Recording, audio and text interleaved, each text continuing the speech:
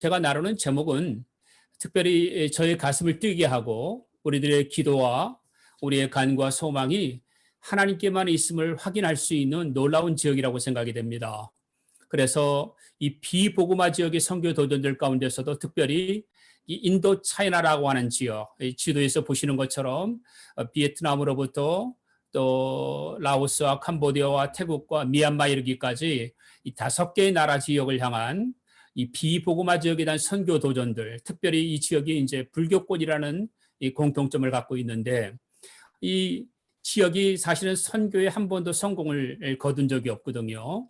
그래서 이 성경을 거두지 못한 이 지역에 정말 하나님께서 한국 민족에게 또 우리 한국 선교사님들께 이 지역의 선교 돌파를 위한 이 놀라운 사역을 맡겨주셨는데, 이것을 한번 정말 이 부족한 종이 함께 고민하면서 함께 생각해 보면서 기도하면서 주님의 뜻을 오늘 찾아가는 시간이 되었으면 좋겠습니다.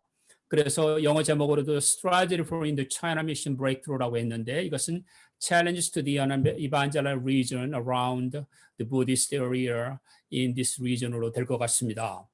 오늘 특별히 이 놀라운 발작 가운데서 제가 오늘 나눌 제목은 한 20가지가 되는데요. 오늘 이제 인도 차이나란 무엇인가 나눌 거고요.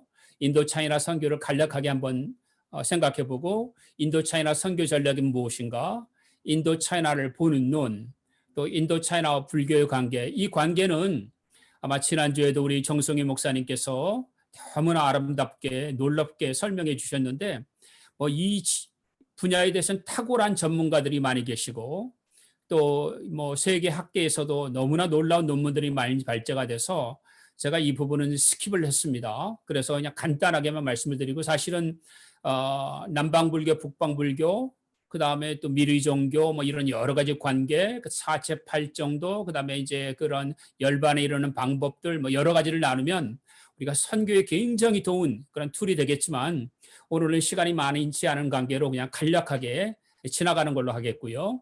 그 다음에 인도 차이나 지역학을 다루고, 그 다음에 인도와 중국이라고 하는 이름이 나오게 된 인도와 중국의 영향관계에 대한 그러한 역학관계를 말씀을 드리고자 합니다.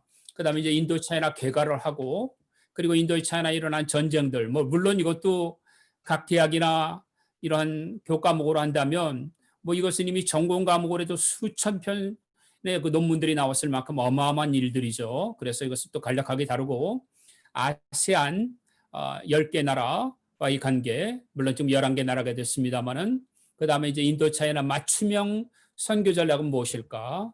그리고 인도 차이나에 4종류의 선교 타입이 있는데, Four Types of Missiology에 관한 부분을 나누고, 베트남 선교 전략, 라오스 선교 전략, 캄보디아 선교 전략, 미얀마 선교 전략, 태국 선교 전략으로 이렇게 순서를 가도록 하겠습니다.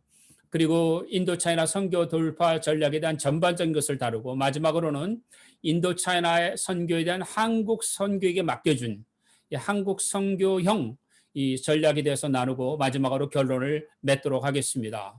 자, 그러면은 이게 20개의 목차 가운데서 첫 번째를 시작하도록 하겠습니다.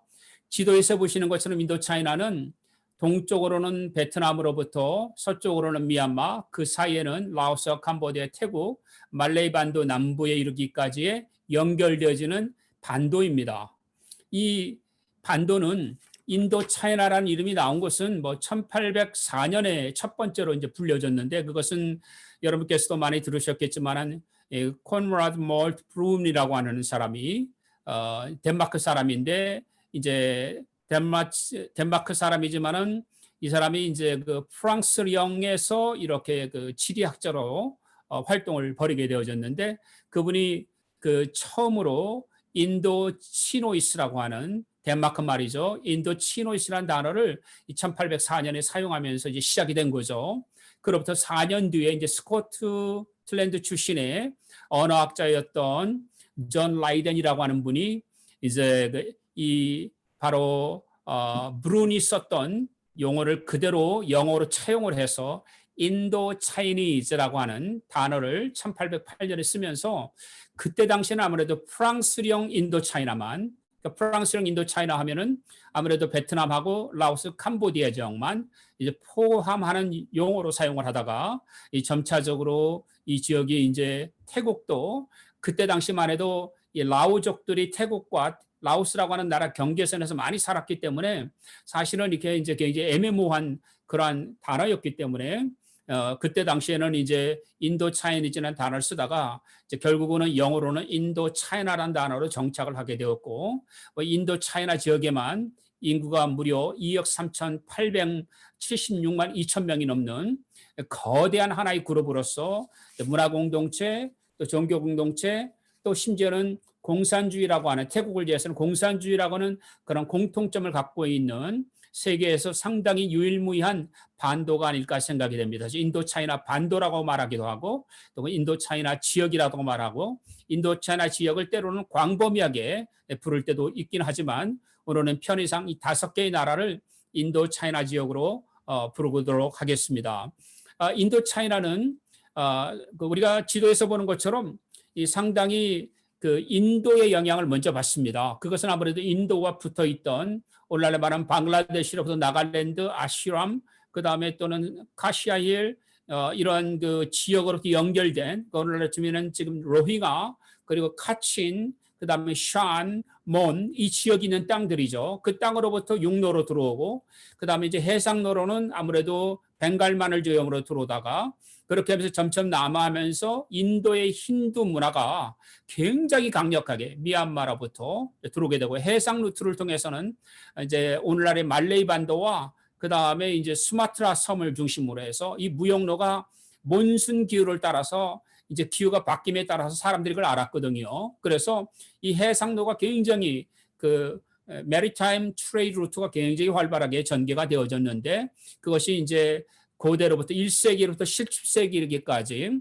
참파 왕국이 이제 점점 작은 왕국으로 시작을 했다가 지금의 베트남의 안남 지역, 나중에 코친 차이나가 되는 지역, 그리고 심지어는 내륙으로는 이제 지금의 태국 해서 이제 메콩강을 중심으로 해서 미얀마까지 들어가는 이런 어마어마한 힌두 영향권으로 들어가게 되죠. 물론 인도네시아라든지 말레이시아라든지 보르네오 섬, 필리핀까지도 이 힌두 문화가 전폐되어지고 그 유족들이 상당히 많이 있는 것을 우리가 볼 수 있습니다. 그래서 이 왼쪽의 그림은 인도의 영향을 받은 그림이고 오른쪽에 있는 그림은 중국의 영향을 받는 그림인데 중국의 영향을 받는 지역들은 아무래도 후치엔, 복건성이라든지 장수, 그 다음에 또 온남, 그리고 이제 밑으로 내려가게 되면은 우리가 잘 아는 것처럼 홍콩이 있는 이 지역을 중심으로 해서 이제 그 하이난 지역까지 이 굉장히 많은 그러한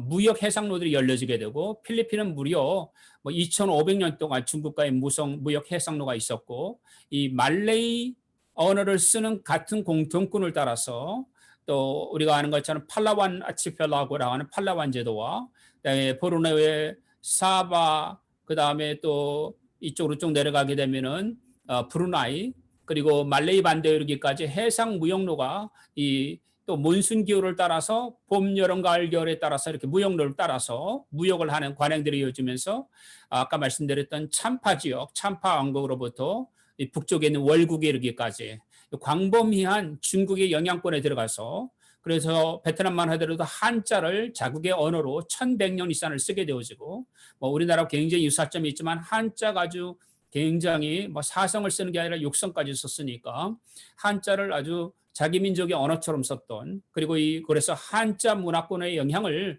같이 받게 되어지면서 중국의 영향, 인도의 영향 그래서 인도와 중국의 영향을 받은 지역이다 하는 인도 차이나라고 하는 용어가 탄생이 될 수 있는 근거를 마련했다고 봅니다.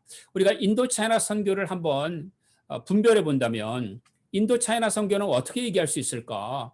이 첫 번째가 우리가 인도 차이나의 문화, 이 두 번째가 인도 차이나의 종교. 그런데 이 종교란 단어와 문화란 단어에서 우리가 굉장히 중요한 한 부분을 검토해 봐야 될 것 같은데 순수한 의미에서 100% 불교가 있느냐라는 질문을 해봐야 될 것 같습니다.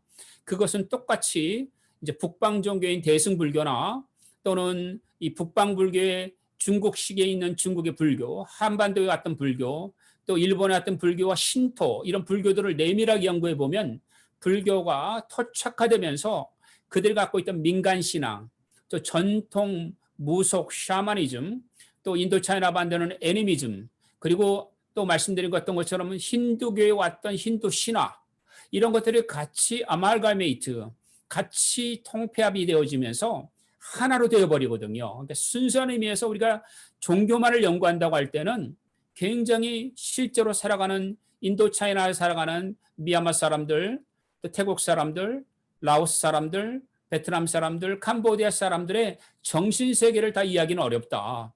통합적으로 연구해야 된다. 민간 전통신앙과 그들에게 에레미 정령 숭배화되어 있고 조상 숭배와 또 그들이 가지고 있던 세계관, 힌두 신화가 교묘하게 불교화되어지고 불교가 또 굉장히 민간 신앙화되어지고 민간 신앙이 또 교묘하게 힌두화되어지는 이러한 열악관계를 우리가 고찰해 볼 필요가 있다는 생각이 듭니다. 그래서 이 문화와 종교 관계, 그다음에 이 각 나라가 가지고 있는 상황들, 그리고 이런 상황 속에서 서양의 종교들이 특별히 천주교가 먼저 와서 가장 물론 우리가 보게 되지면은 솔로몬 왕이 성경에 보게 되지면은 지금의 태국 지역을 중심으로 해서 상하와 기타 보물들을 무역을 했다는 기록이 탈무드에 나와 있는데 우리가 그것을 근거를 정확하게 고고학적으로는 찾을 수 없지만 기록에는 남아 있습니다.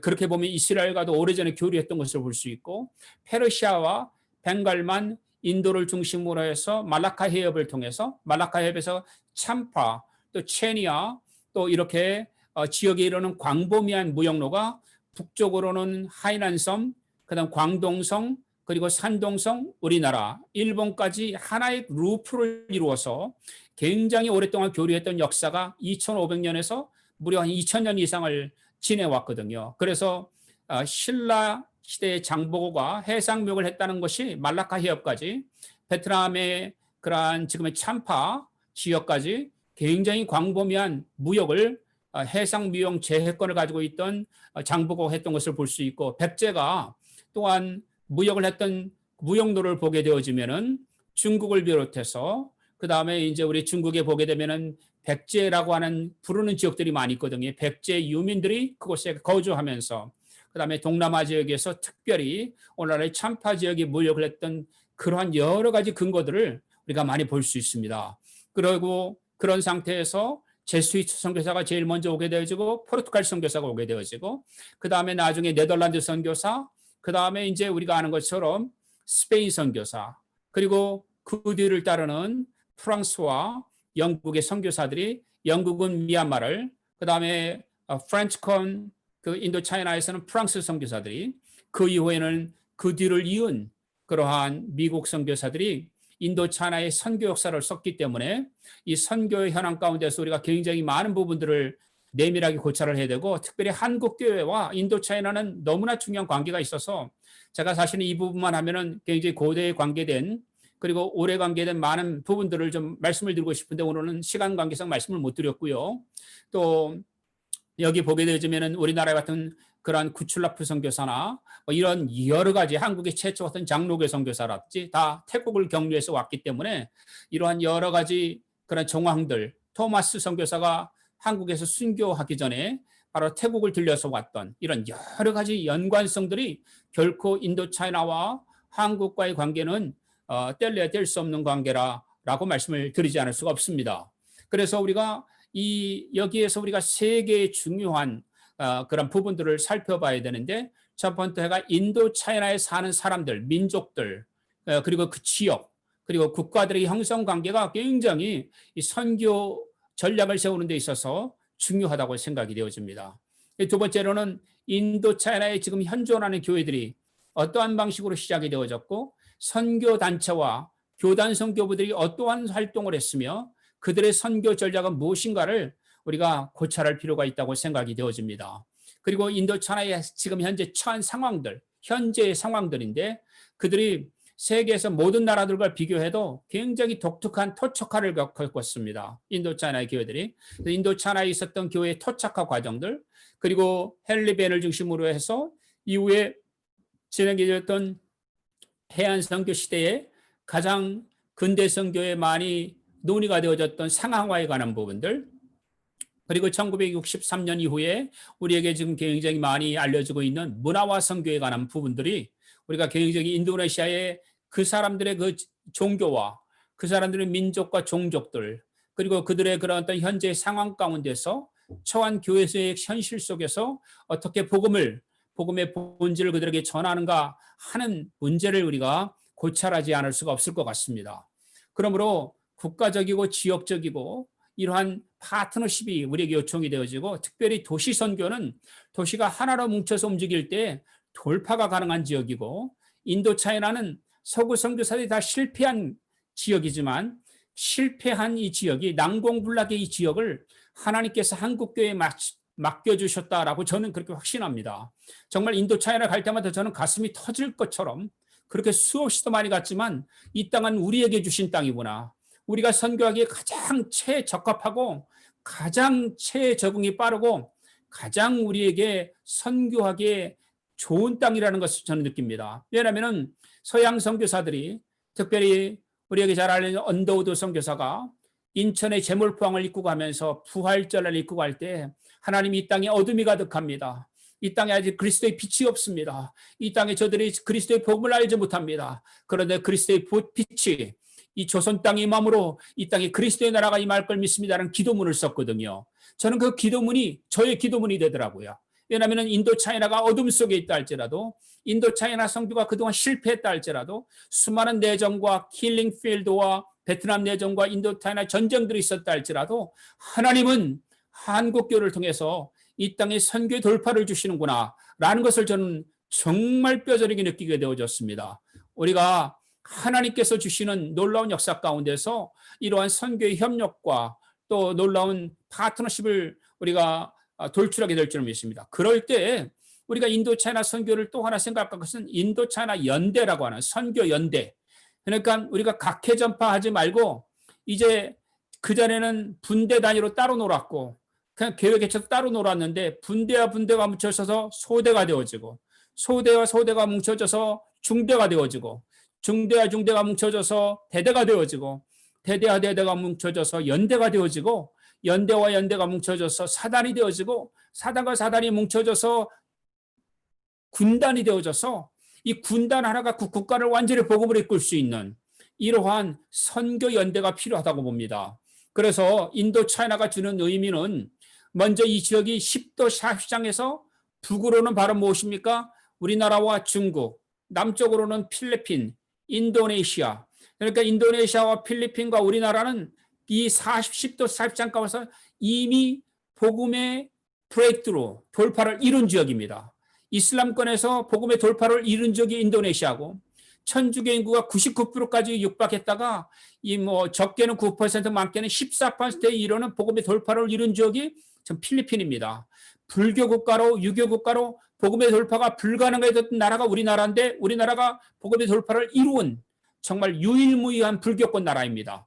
이 세 개 나라가 연대해서 서진을 할 때 첫 번째 만나는 지역이 10도 40장에 있는 인도 차이나 반도입니다. 하나님은 이 땅을 우리에게 주셨다고 봅니다. 여기서 돌파가 이루어지면 세계 선교사의 유례가 없는 놀라운 혁명들이 일어날 것을 믿습니다. 이 지역이 또한 가장 많은 unreached people, 미전도 종족이 있는 지역이고 이 지역이 이제는 바로 한반도로부터 그리고 복음의 돌파를 이미 이루고 있는 중국으로부터 이제 다시금 이 복음의 돌파가 인도 차이나를 통해서 이제 필리핀, 인도네시아를 통해서 서진을 할 때 우리가 소위 말하는 실크로드와 그다음에 텐산로드뿐만 아니라 이제는 사마르칸드 그리고 또 우리가 소위 말하는 그 차마고도 그러니까 즉 히말라야 고원을 가는 네팔, 부탄과 힌두권 그레이터 인디아를 통해서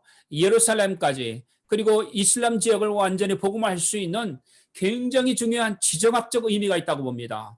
사실은 인도네시아나 또 필리핀이나 많은 교회들이 좀 이슬람권 선교를 꿈을 꾸고 있는데 인도 차이나도 교회가 적어도 아무리 적은 인원이라 할지라도 이제 이슬람권 힌두권 선교를 위해서 선교적 교회로 이 작은 교회들이 선교하고 선교사로 헌신하는 일들이 일어날 때 놀라운 일들이 있습니다. 제가 아는 한 분은 싱가포르 목사님이신데 이 운동을 하고 계세요. 그래서 태국에서 이분은 수천 명의 태국 젊은이들이 이슬람권 또 힌두권의 선교사로 자원하고 또 동원하는 사역을 하고 계십니다. 수천 명들이 모여서 어마어마한 일들이 일어나고 있습니다. 우리가 안 되는 걸 보지 말고 하나님이 함께 하시는 놀라운 일들을 가지고 하나님의 눈으로 이 지역을 바라봐야 될 줄 믿습니다. 이 지금 인도 차이나가 속한 이 지역은 특별히 아세안 지역입니다. 아세안 지역은 EU를 똑같이 벤치마킹하면서 이 지역에 있는 나라들이 무역과 교육과 그 다음에 또 그러한 뱅킹 그리고 교육 시스템 또 더 나아가서는 이 지역에 있는 교통 이런 것들을 하나로 엮는 일, 어마어마한 일들을 하고 있습니다. 이것 때문에 인도네시아나 또 필리핀에서도 인도 차이나가 어떠한 것 가운데서 그러한 뭐 비자 없이 무비자 제도가 실행이 되고 있고 그래서 이런 부분들을 우리가 한번 사실은 이 부분을 한 과목으로 나눠야 됩니다. 그래서 오늘은 제가 그냥 맛보기로 잠깐 이 부분을 나누고자 하고 아세안 3 플러스 3는 중국과 일본과 한국이 플러스가 돼서 이제 동남아시아와 동북아시아가 하나로 되어지는 말하자면 동아시아 공동체를 이루고 있습니다. 이 부분에 대한 중요한 의미를 우리 한번 살펴봐야 될 것 같고요. 그 다음에 또 이 인도 차이나는 사우스이스트 아시아 동남아의 한 부분입니다. 그리고 동아시아 한 부분이고 아까 말씀드린 것처럼 아주 중요한 불교권이기도 합니다. 그래서 아시아라는 전체 역학관계에서 인도 차이나를 본다 보니 어떻게 생각할 수 있을까? 아시아는 전 세계의 4분의 3의 인구가 있는 41억 6억 6천만에 달하는 어마어마한 대륙입니다. 이 대륙 가운데서 기독교인들이 3억 7천만 명입니다. 그러니까 아시아에서 기독교인들의 비율이 8.8%예요. 미디안 레이스 그렇다는 거죠. 그런데 여기에 개신교회가 1억 1,400만입니다. 그러니까 전체 아시아 인구 가운데서 2.74%가 개신교라고 볼 수가 있습니다. 그러면 여기에서 인디펜던트 교회들 뭐 이렇게 개신교회에 속하지 않고 또 때로는 필리핀은 아글리파야 2단으로 속하고 있죠. 또 이글레시네 크리스도 2단 교회들이 이 안에 들어가 있는데 이러한 교회들이 이제 지금 한 8,300만에 해당이 되고 있습니다. 그리고 이 천주교회가 1억 4,200만 그러니까 뭐 아주 독보적으로 천주교회가 강하지는 않지요. 아시아에서. 그리고 나머지가 정교회를 차지하고 있습니다. 그래서 이것을 보게 되어지면 모슬렘들이 아시아에서는 상당히 많은 겁니다. 왜냐하면 모슬렘이 가장 많은 나라가 바로 어디입니까? 아래 사우디아라비아가 아닙니다. 중동 국가가 아닙니다. 이집트가 아닙니다. 인도네시아죠. 그 다음에 어디죠? 파키스탄이죠. 방글라데시 북인도가 세계에서 가장 많은 모슬렘 인구를 갖고 있습니다. 물론 이집트도 들어갑니다만은. 그래서 이 모슬렘이 가장 많은 지역이 아시아입니다. 26.42%죠. 힌두교도들이 22.86%. 제가 지난번에 인도권에 관해서 다루었습니다. 그리고 무종교로 있는 사람들이 16.28%이고 불교도가 11.32%입니다. 제가 왜 이 도표를 여러분들에게 보여드리냐면은 불교가 11.32%인데 기독교 비율에 비해서 불교도가 훨씬 높아요. 그런데 여기에서 아시아권에 있는 기독교인들만을 따진다면은 퓨 리서치 센터는 이제 CIA나 IMF나 또는 월드뱅크에서 보고한 내용과 좀 다르게 보고를 하고 있어요. 그러니까 기독교인을 누구로 정하느냐에 따라서 그 표준열이 달라지는 거죠. 2010년도 퓨 리서치 센터에서 발표한 바에 따르면 아시아의 기독교인은 2억 8,600만이라고 발표를 합니다. 그로부터 4년 뒤에 아시아의 기독교 인구는 이제 브리테니카, 이 브리테니카에서는 여기에 보게 되면은 아글리파야라든지 또 여러 것을 다 합쳐가지고 말한 거죠. 아시아의 기독교인들이 3억 6,400만에 해당한다라고 말을 합니다. 그런데 여기에 보게 되면은 이 표준율, 브리테니카의 표준율, IMF나 CIA나 월드뱅크의 표준율을 따지지 않고 브리테니카를 따르게 되면 아시아의 기독교인들은 12.6%입니다. 그런데 인도 차이나의 기독교인 비율은 어떻게 될까요? 처참합니다. 그래서 하나님이 한국교회에 인도 차이나를 맡겨주셨다면 향후 10년 계획을 가지고 그다음 매해 연차 계획을 가지고 그다음에 또 중장기적으로는 5년 계획을 가지고 5년 계획이 두 번이 되면 10년 계획이죠. 향후 10년 동안 전체 그림을 그리고 그다음에 5년의 중장기 그림을 그리고 그다음에 해마다의 그림을 그려서 2011년도의 목표, 2022년도의 목표, 2023년도의 목표, 이 목표들을 정해놓고 인도 차이나 복음화 전략을 이끌어간다면 놀라운 기적이 일어날 것입니다. 그러므로 이 아시아권의 기준율에 버금가는 인도 차이나 복음화율이 필요하다고 믿어집니다. 여러분, 이 그림은 세계에서 가장 큰 제국을 이뤘던 것은 로마 제국이 아닙니다. 세계에서 가장 큰 제국을 이뤘던 것은 알렉산드리아의 페르시아 제국이 아닙니다. 세계에서 가장 큰 제국을 이뤘던 것은 대영 제국이 아닙니다. 몽골 제국입니다.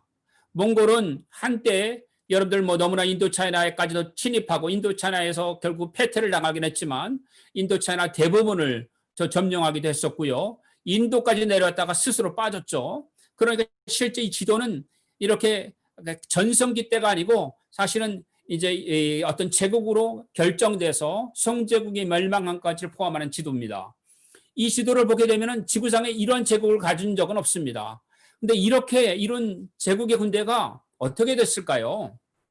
불과 15,000명, 30만, 100만 대군이 아니에요.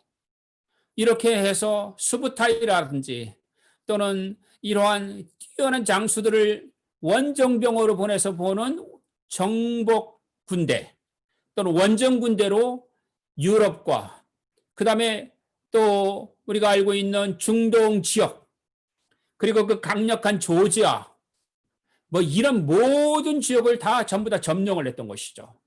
그런데 이 점령을 했던 것이 어떤 문제에 있느냐?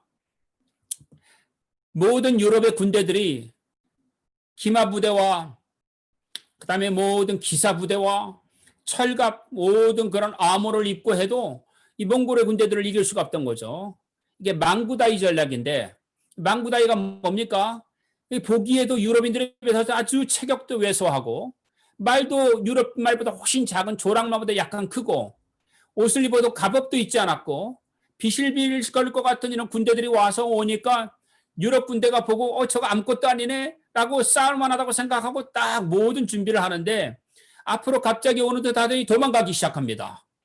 도망가니까 쟤네들 아무것도 아니라고 쫓아가다가 이들이 배수라고 해서 말을 달리면서도 허리를 돌려서 이것은 우리 고구려의 무용 고구려의 벽화에 보게 되지면은 이 우리나라만이 이 기마 민족이 말을 달리면서 뒤를 돌려서 배수 뒤에서 활을 쏘는 유일한 민족이었거든요. 몽골 사람들이 그랬던 겁니다.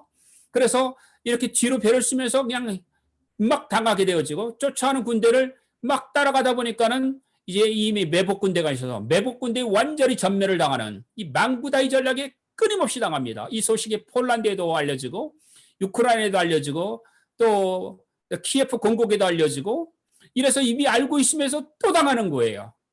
이 전략과 전술의 문제라는 거죠. 군대의 숫자가 아니고 장비의 문제가 아니고 얼마나 많은 그러한 무기를 가졌느냐의 문제가 아니라 내가 가지고 있는 무기를 내가 가지고 있는 이러한 군대의 자원들을 내가 가지고 있는 이러한 지형들을 어떻게 쓰느냐에 따라서 상대가 나보다 10배가 많고 100배가 많아도 그들을 이길 수가 있더라는 거죠. 저는 복음의 능력이 선교사님들의 숫자에 있다고 보지 않습니다. 하나님께서 인도차이나를 주는 것은 우리에게 얼마나 많은 선교사들이 오느냐에 따른 게 아니라 이 땅은 우리에게 주신 땅이라고 믿는 선교사님들. 인도차이나는 하나님께서 복음화를 이루기에 나에게 주셨다고 믿는 그러한 능력과 하나님께서 그러한 지혜를 주실 것을 믿고 하나님의 전략과 전술을 구사할 수 있는 사람들에게 인도차이나 복음화를 분명히 이루실 거라고 믿습니다. 그렇기 때문에 우리는 이런 생각을 해봅니다. 우리가 보게 되면은 이제 구축함 같은 경우에 보면은 지금 현대 무기는 너무나 발달을 해가지고 배를 끌고 가가지고 대륙간 탄도의 미사일 쏠 필요도 없이 이 구축함이 가가지고요 미사일을 쏴버리면은 이게 어마어마한 그 나라의 타격을 일으킬 수 있는 그러한 현대 무기가 되어졌습니다. 태평양 전쟁 때 2차 세계대전 때의 전쟁과 비교하면 지금 현대 무기는 비교할 바가 안 되죠.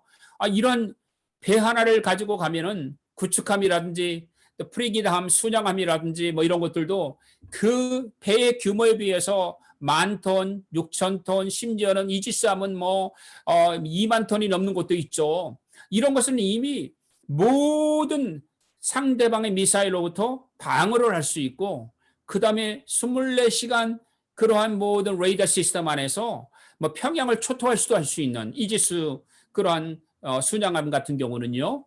근데 이런 배들이 엄청나게 강력한 힘을 가지고 있어도 이것이 아무런 힘을 쓰지 못할 때가 있습니다. 왜냐하면 그 나라를 정복하지 못하는 거죠. 어떤 전쟁의 전체 승기를 잡을 수는 없습니다.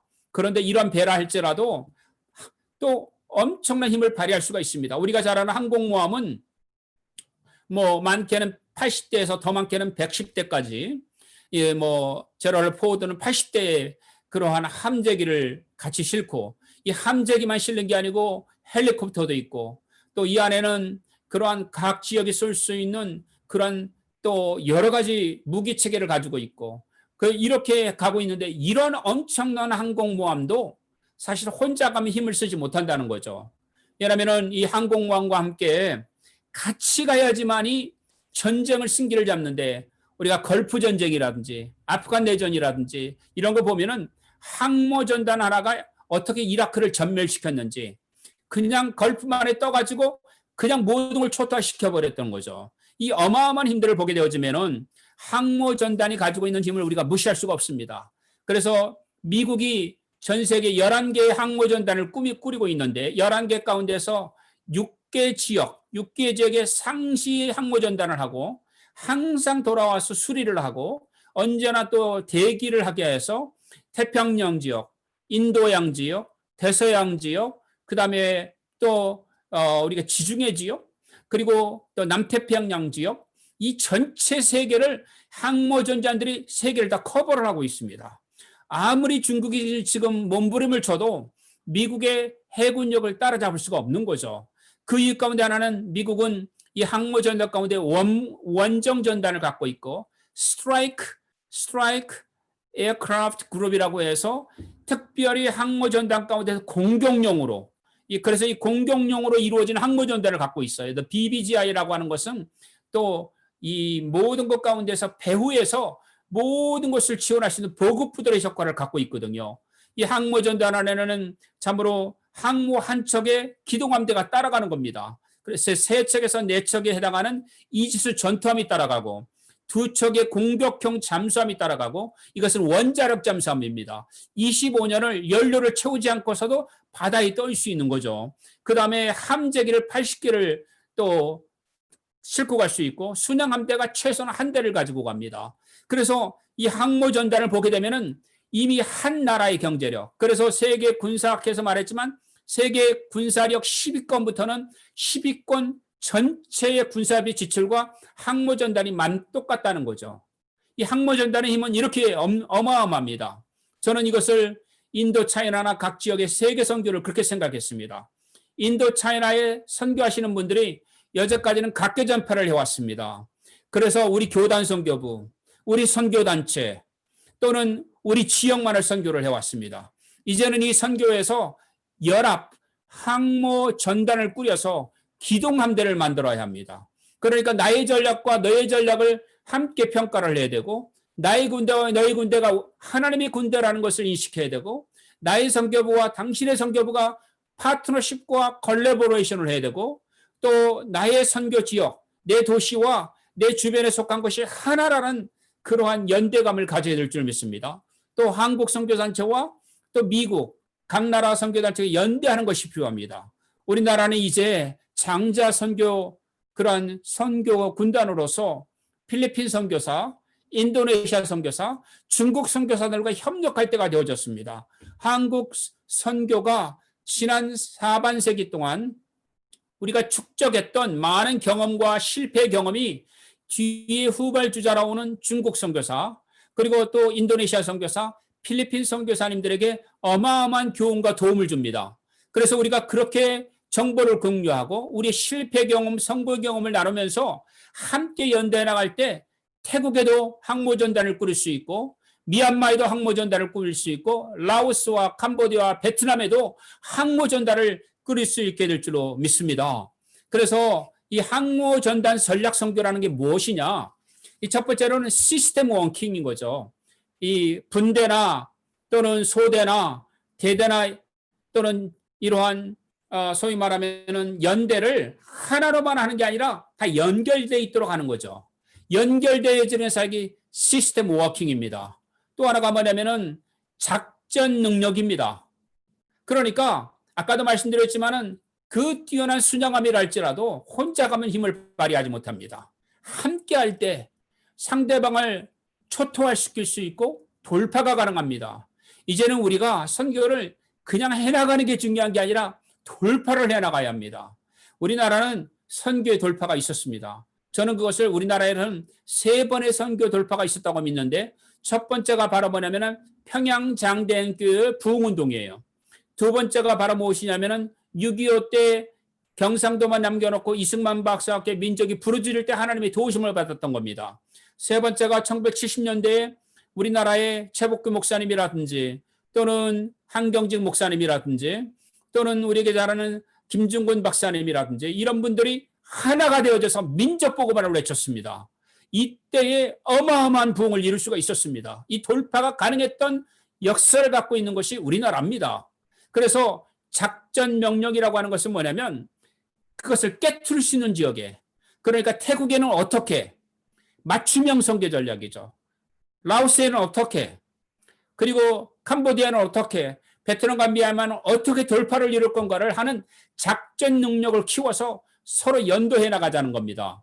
그래서 마치 미국의 항모전단이 기동함대를 꾸렸을 때는 뭐냐면은 해군 용어로서는 어느 지역의 물이든지 심지어는 이 지역이 흑해가 되어졌던, 내해라고 불리는 흑해가 되어졌던 또는 지중해가 되어졌던, 심지어는 뭐 어느 대양을 막론하고 그 물이 있는 지역, 오픈 오션이나 컨파인 워터, 물이 잠겨 있는 동해, 황해 어느 지역이든지 항모 기동전단은 작전이 가능합니다. 그래서 이것이 밤이든 낮이든 태풍이 오든 또 허리케인이 오든 작전이 가능한 거죠.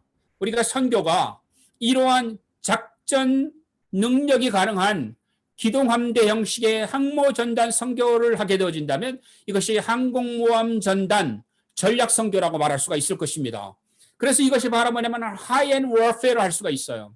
그러니까 우리 모두가 이전에는 오합지졸이었는데 선교사 한 분 한 분이 놀라운 능력을 수행할 수 있는 투사가 되는 거죠. 그러므로 말미암아 하이엔드 그런 전쟁을 수행할 수 있다. 가장 효과적이고 가장 능력이 뛰어난 이러한 전투 능력을 수행할 수 있다는 것입니다. 이제 우리 한국교회 선교도 우리 교단, 우리 선교부, 우리 선교단체 선교가 아니라 하나님 나라의 선교로 바꿀 때가 되어졌습니다. 특별히 코비드-19는 우리 이것을 요청하고 있습니다. 그러므로 우리가 비록 나는 이 지역에 사역한다면 우리가 연합만 되어진다면 large scale 태스크가 가능하다는 거죠. 그러니까 대규모 단위의 태스크가 가능하다. 그러므로 말미암아 이런 것들을 이룰 때 우리가 그런 선교란 무엇이냐라는 것을 재정의하지 않을 수 없습니다. 아이러니컬하게도 선교라는 용어는 영어에 두 가지 의미를 갖습니다. 하나는 목적, 목표, 사명 이런 것들을 말하고 있고 또 하나는 기독교에서 말하는 복음을 증거하는 보내심을 받은 선교를 의미합니다. 이 선교는 우리가 음식을 볼 때 토마토라든지 당근이라든지 배추라든지 여러 가지가 있습니다. 그런데 이 음식 재료가 있어도 음식을 조리할 줄 모르면 결국은 음식을 먹지 못합니다. 그래서 이 음식을 어떠한 방식으로 팟타이를 만들 것인지 된장국을 만들 것인지 이탈리아 스파게티를 만들 것인지 아니면은 파스타를 만들 것인지 하는 것은 조리법입니다. 이 조리법이 굉장히 중요하죠. 그런데 음식 재료들이 있고 또 조리법이 있어도 무슨 음식을 먹느냐 하는 것은 굉장히 중요합니다. 마찬가지입니다. 음식 재료가 있는 것처럼 복음의 재료들을 하나님 우리에게 주셨습니다. 복음의 능력과 예수 그리스도 외에는 구원이 없음을 온 만방 가운데 알려주셨습니다. 하나님 외에는 다른 신이 없음을 말씀해 주셨습니다. 이 복음의 능력을 우리가 어떻게 요리하느냐 하는 것이 방법론입니다. 이 방법론은 선교 정책이라든지 선교 그런 또 전술이라든지 선교 플랜에 들어갑니다. 그런데 이것을 어떤 음식을 만드느냐, 파스타로 만들 것인지 아니면 스파게티로 만들 것인지 국수로 만들 것인지 이것을 결정하는 것은 전략이거든요. 그래서 우리 선교도 마찬가지입니다. 복음의 능력과 선교사님들이 다 와서 복음의 능력을 전하고 있는데 어떤 사람은 어디에 보내고 어떤 사역을 하고 이 지역에서는 어떤 사역을 할 것인가 하는 디렉션, 방향을 전하는 것이 굉장히 중요합니다. 그래서 선교의 재료들 그리고 선교의 방법과 선교의 방향인데 선교의 재료는 뭐냐면은 복음을 전하는 데 있어서 선교단체나 교단 선교부들이나 선교 자원자들이나 선교 동원가들이나 또 선교 그 교단 선교부의 선교위원회나 또는 NGO나 그런 인도적 차원의 선교 단체들이 다 선교 재료들이에요. 이건 우리가 쓸 수 있는 가용 윤원입니다. 그런데 각계각파를 하면 아무 의미가 없었던 거죠. 근데 이것을 항모 전달을 꾸리면 어떻게 돼요? 힘이 달라집니다. 뭐 순양하면 저 동쪽에가 있고 구축하면 저 남방에가 있고 항공모함은 홀로 떠 있어서 잠수함이 그냥 완전히 어뢰를 쐈는데 그 어뢰를 막아주는 그 대잠 어뢰 즉 원자력 어뢰 두 척이 없으면 항공모함은 파괴를 당하고 맙니다. 그리고 위로부터 오는 것들을 막아주는 이러한 것들이 없다면 이지스함이 없다고 그러면은 항공모함이 집중 포화를 받게 될 것입니다. 그래서 이 모든 것들, 이 선교의 재료들이 선교단체라든지 선교의 봉사자들이라든지 선교 전략가들이라든지 선교 동원가들이라든지 서원 자원자라든지 또 선교하는 교회들이라든지 선교위원회라든지 NGO라든지 어마어마하게 많은데 이것을 우리가 어떻게 연대를 하느냐 하는 것이 뭐냐면 이것이 어떤 지역은 뱀으로 어떤 지역은 대한선교로 어떤 곳은 기독교 교육으로 어떤 곳에서는 그러한 의료 선교로 어떤 지역은 지역개발로 어떤 곳은 협동조합으로 어떤 곳은 놀랍게도 그 지역에 있는 사람들의 문명 대치 사역으로 이렇게 방법론들을 그냥 하는 게 아니라 전략적으로 하는 거죠. 그래서 이 전략적 방법 이것이 선교 전략인데 이 선교 전략을 직접 타겟에 열의를 주자는 겁니다. 어느 지역에 어느 분야에 예를 들어서 인도면 이제는 상층 그러한 높은 브라민 계급에도 사역을 시작하는 것처럼 타겟에 열의를 두고 돌파를 이루는 정면 돌파를 이루는 겁니다. 그리고 그 지역 난공불락했던 지역을 우리가 과감없이 들어가야만 합니다.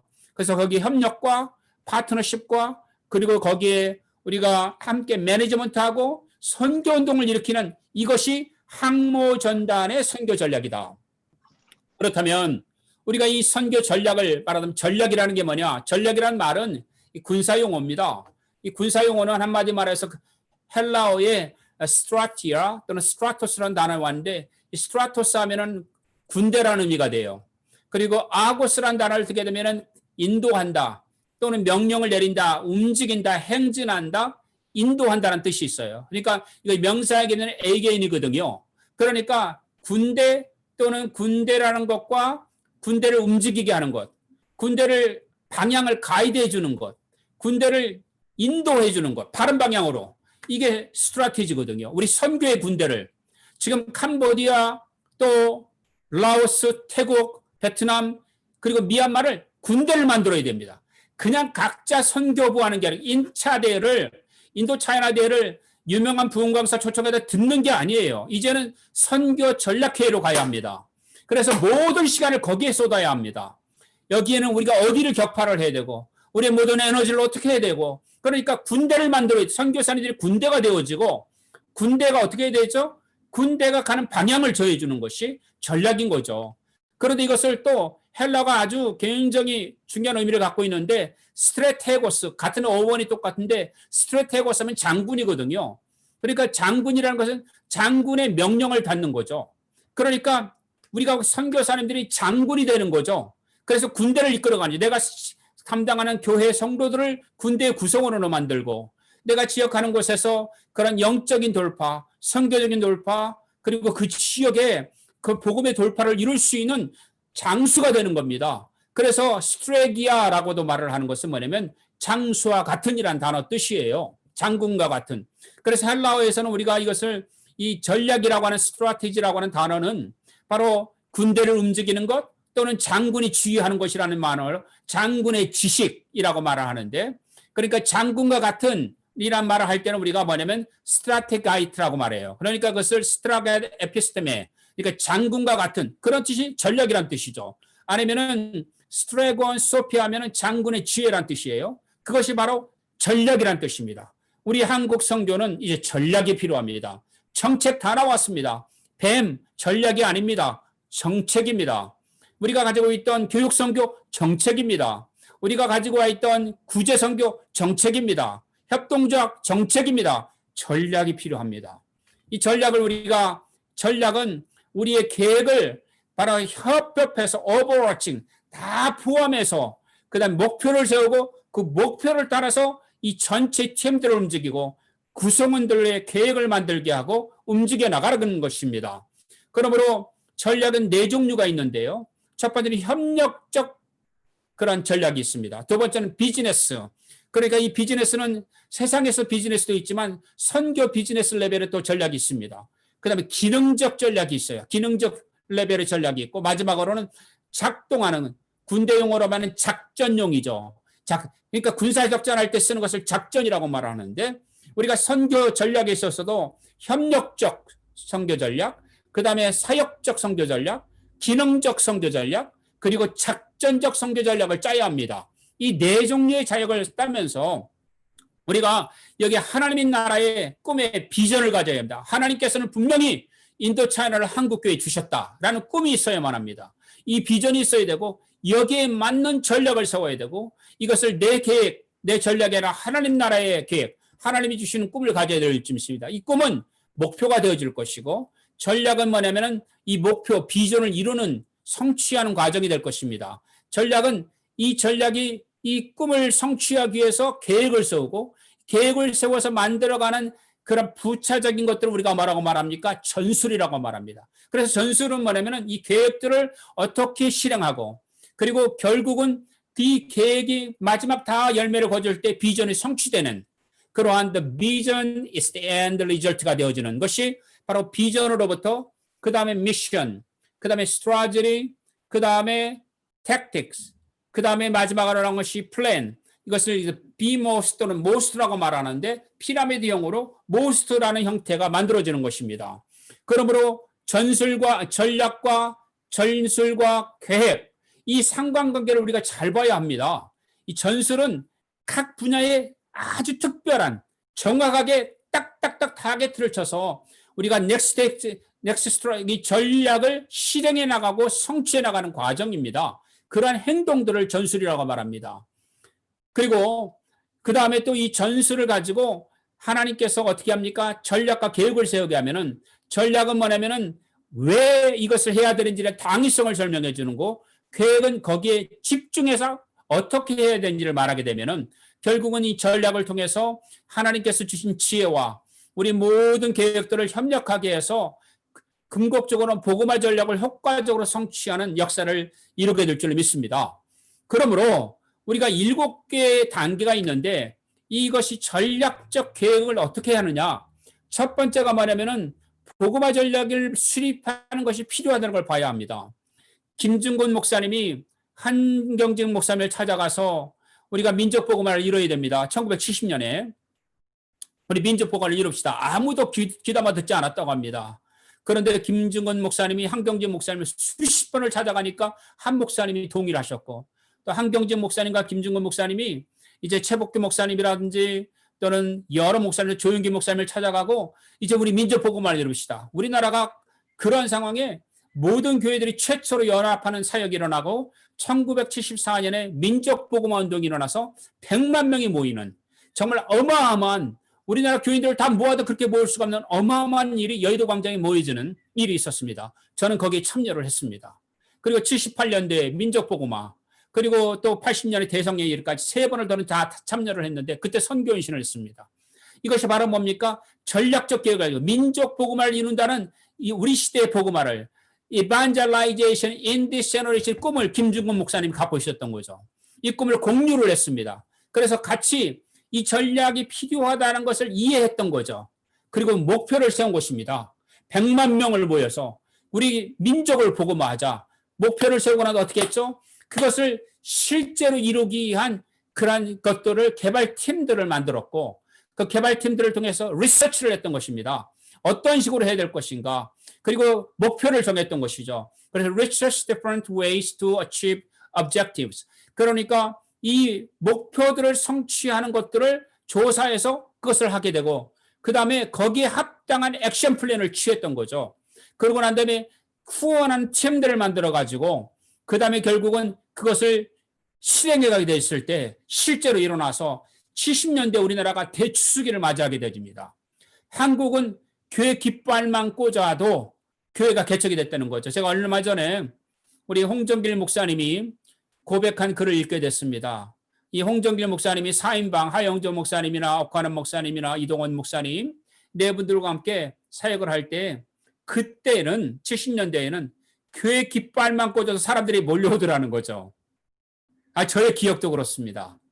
교회를 개척하기만 해도 멀멀 떨심이 오고 옆 동네 교회가 개척하면 장로교회, 감리교회 또는 침례교회, 성결교회, 순복음교회 막론하고 다 모였습니다. 우리나라가 그런 시기가 있었습니다.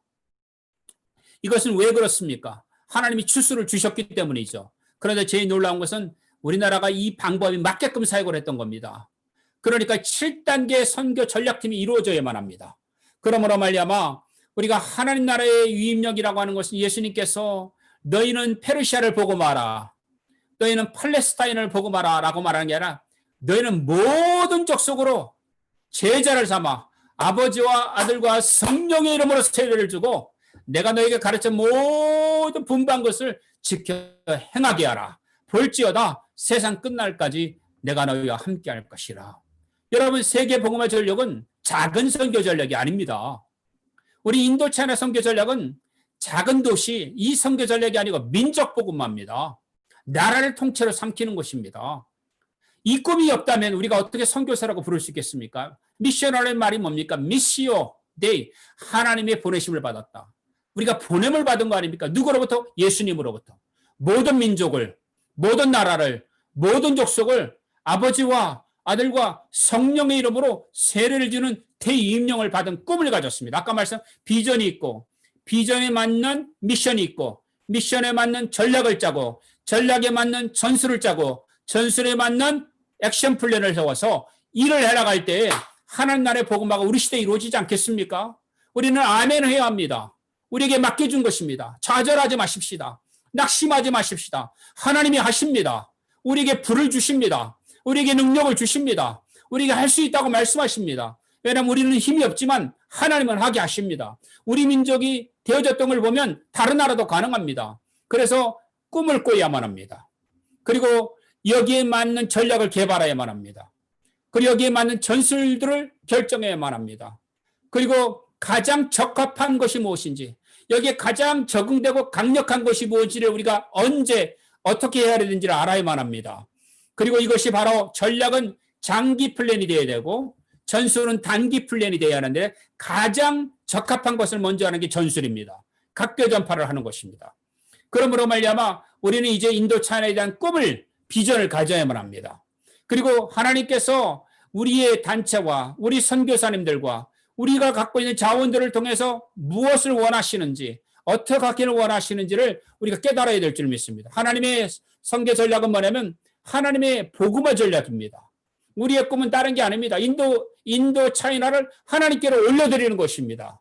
그리고 여기에 가는 맞는 전술들은 뭐가 될 것입니까? 구체적이어야만 합니다. 구체적으로 돌파할 수 있는 그러한 것들을 전략의 범위 안에서 우리가 전술을 구가해야만 합니다. 그렇다면 사도 바울의 선교 전략은 무엇이냐? 땅끝까지 복음을 전하는 거였습니다. 사도 바울은 당시에 지중해가 전 세계였거든요.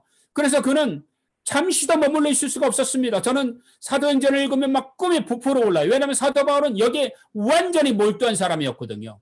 그가 가진 모든 자원을 다 동원했습니다. 팀들과 디아스포라 네트워크와 그가 가지고 있는 지식과 헬라어와 히브리어와 그가 가진 모든 것을 동원해서 북으로는 일루리곤, 지금의 발칸반도죠. 서쪽으로는 스페인, 남으로는 이미 복음화가 됐다고 생각했어요. 알렉산드리아가 복음화가 됐거든요. 그러니까 하나님께서 또 아시아를 전도하려니까 너는 유럽으로 가라 해서 땅까지 선교한 거 아닙니까? 우리의 목표는 세계 복음하고 우리의 목표는 인도차이나 복음화입니다. 그래서 성장률이 아닙니다. 매퍼 성장률이 아니라 복음화 전략입니다. 그러므로 우리가 복음화 전략을 위해서 전략적으로 도시를 선택하고 프린시펄 시티를 택할 필요가 있습니다. 방콕, 프놈펜 또는 우리가 뭐 여러 지역들 하노이나 아니면은 호치민 시리라든지 양곤이라든지 또는 이러한 것 가운데서 비행태인이라든지 이런 지역들을 택해서 복음화를 하는 것이죠. 그리고 여기에 전략적 교회 개척을 하고 전략적 교회 개척.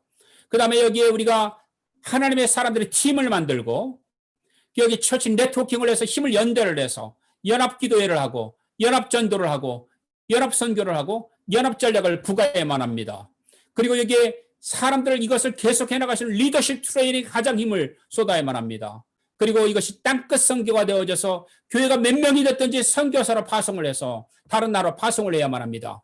이러한 것은 사도 바울 이후에 초대교회에도 냈는데 초대교회 선교 전략도 분명히 세계복음화였거든요. 그래서 복음화 전략이었거든요. 그리고 교회 개척도 어떻게 했냐면 뭐냐면 가장 효과를 주는 교회 개척을 시작을 했던 거예요. 우리가 Factors Impacting Growth라고 말합니다.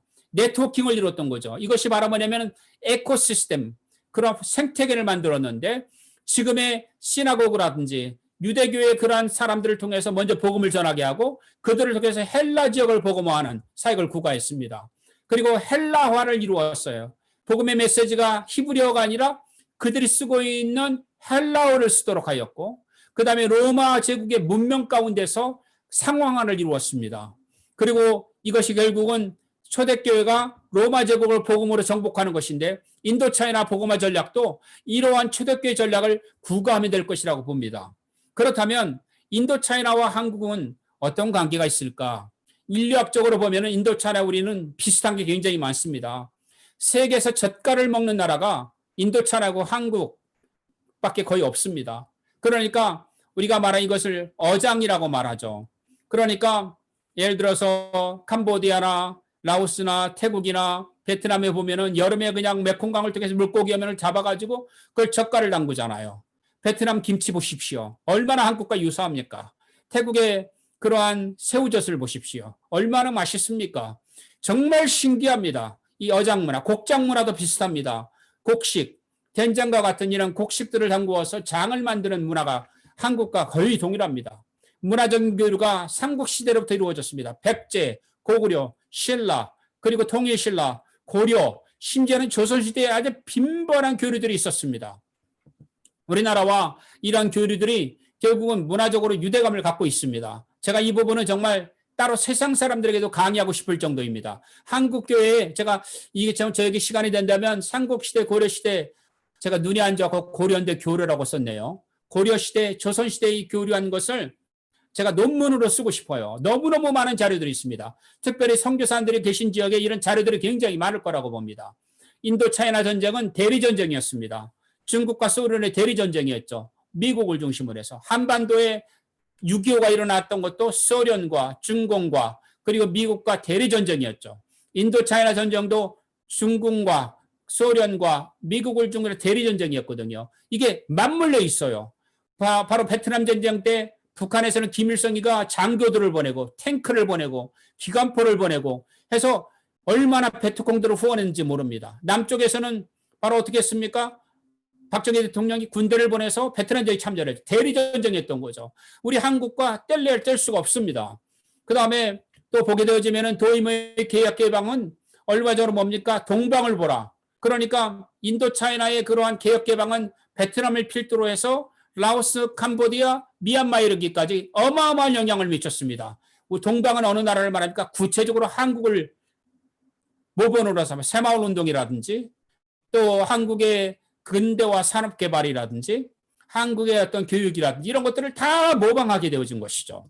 그리고 한류가 들어오게 되어지고 그 다음에 비즈니스 영역에 삼성이라든지 대우라든지 어마어마한 기업들이 들어와서 이제는 뗄래야 뗄 수 없는 인도네시아 이제 지금 한국의 그러한 기업들이 베트남에서는 수출의 4분의 1을 점유하고 베트남 GDP의 4분의 1을 점유하는 어마어마한 힘을 갖게 된 것이죠. 이런 것을 본다면 인도 차이나를 보는 눈은 문화인류학적으로 한반도에 있는 한국인들에게 딱 맞는 곳이에요. 우리는 이슬람을 하려면 너무 이질감을 느낍니다. 힌두권을 가면 끊임없이 배워야 합니다. 그리고 아프리카를 가면 너무나 다른데 인도 차이나는 그 이질적이지 않습니다. 종교적으로 불교권이 같습니다. 남방불교, 북방불교, 소승불교, 대승불교, 라마야나, 베라, 그 다음에 또 삶의 방식으로도, 그리고 우리가 공산권에 대한 이런 경험들, 이 불교권의 혼재한 이런 것들이 인도차이나를 우리 한국 민족에 주셨다는 확신을 가질 수밖에 없습니다. 그래서 이 지역학적으로 보게 되면은 이제 우리가 마하야나는 이제 북방 또는 대승불교지 않습니까? 테라바다 같은 경우는 이제 남쪽이니까요. 소승 또는 이제 이쪽 지역 불교인데 태국, 라오스, 그 다음에 캄보디아, 미얀마가 아무래도 소승불교 쪽이죠. 그리고 월국으로부터 중국으로부터 불교가 내려왔던 베트남은 아무래도 이제 훨씬 많은 쪽이 대승불교 쪽인데요. 이 지역의 불교도를 보게 되면은 전 세계 불교인과 2010년도 퓨어 포럼에 따르면 5억 3,500만입니다. 그리고 이 중에서 전 세계의 8%에서 10%의 인구가 2020년대 통계에 따르면 불교도다. 2010년도는 7%로 나와 있었는데요. 이 자연 인구 성장률이 높아서 8%에서 많게는 10%까지 보고 있습니다. 그래서 인도 차이나 불교는 캄보디아가 90.9%, 불교도가 제일 높고 태국이 94.5%, 미얀마가 87.9%, 그 다음에 이제 그레이터 보스턴, 그레이터 인디아라고 볼 수 있는 부탄이 74.7%, 스리랑카 70%, 일본이 69.8%, 신도까지 포함한 겁니다. 중국이 2억 4,400만 또는 이렇게 볼 수 있고요. 중국 인구의 18.2%가 불교로 이렇게 보고 있습니다. 그래서 피터 합이라는 사람이 의하면 이 숫자를 갖다가 마하야나, 그러니까 동방불교 가운데서 마하야나가 이제 대승불교가 한 3억 6천만 정도 해당이 되고, 남방불교가 1억 5천만 정도 되고, 그 다음에 티벳, 몽골까지 가는 바라야나가 아무래도 1820만 정도 되는 것으로 보고 있고, 그 다음에 이 아시아를 뺀 나머지 지역이 700만 정도, 그러니까 90% 이상이 97%에 해당하는 인구가 아시아 지역에 불교들이 몰려있다. 그러니까 불교는 난공불락 지역이었던 거죠. 그러니까 대승불교는 아무래도 이렇게 북쪽을 통해서 한반도를 일본까지 갔고, 이것이 베트남을 또 중국을 또 베트남까지 내려왔고, 그 다음에 이제 인도에서 있었던 고타마 시타라도 있었던 것이 이제 해상과 육로를 통해서 마지막에는 스리랑카를 통해 오는데, 이 스리랑카가 가장 많죠. 그래서 사실은 스리랑카가 3세기에 왔던 소위 말하면 엘더들, 그 스리랑카의 그런 고승들이 건너옴으로 말미암아 굉장히 많은 불교가 전래된 것으로 우리가 보고 있습니다. 그렇다면은 지금 56%, 이 56%에 해당하는 것이 대승불교, 38%가 소승불교, 그 다음에 티베트 라마 불교라고 말하는 것이 6%를 따지고 있는데, 불교는 크게는 4개 브랜치가 있고 2개 메인스트림이 있다 말하는데, 소승, 대승. 그러니까 승이라고 하는 게 휠이잖아요. 바퀴란 뜻이죠. 바퀴. 그러니까 큰 바퀴, 작은 바퀴란 뜻이죠. 큰 바퀴가 마하야나, 작은 바퀴가 테라바다.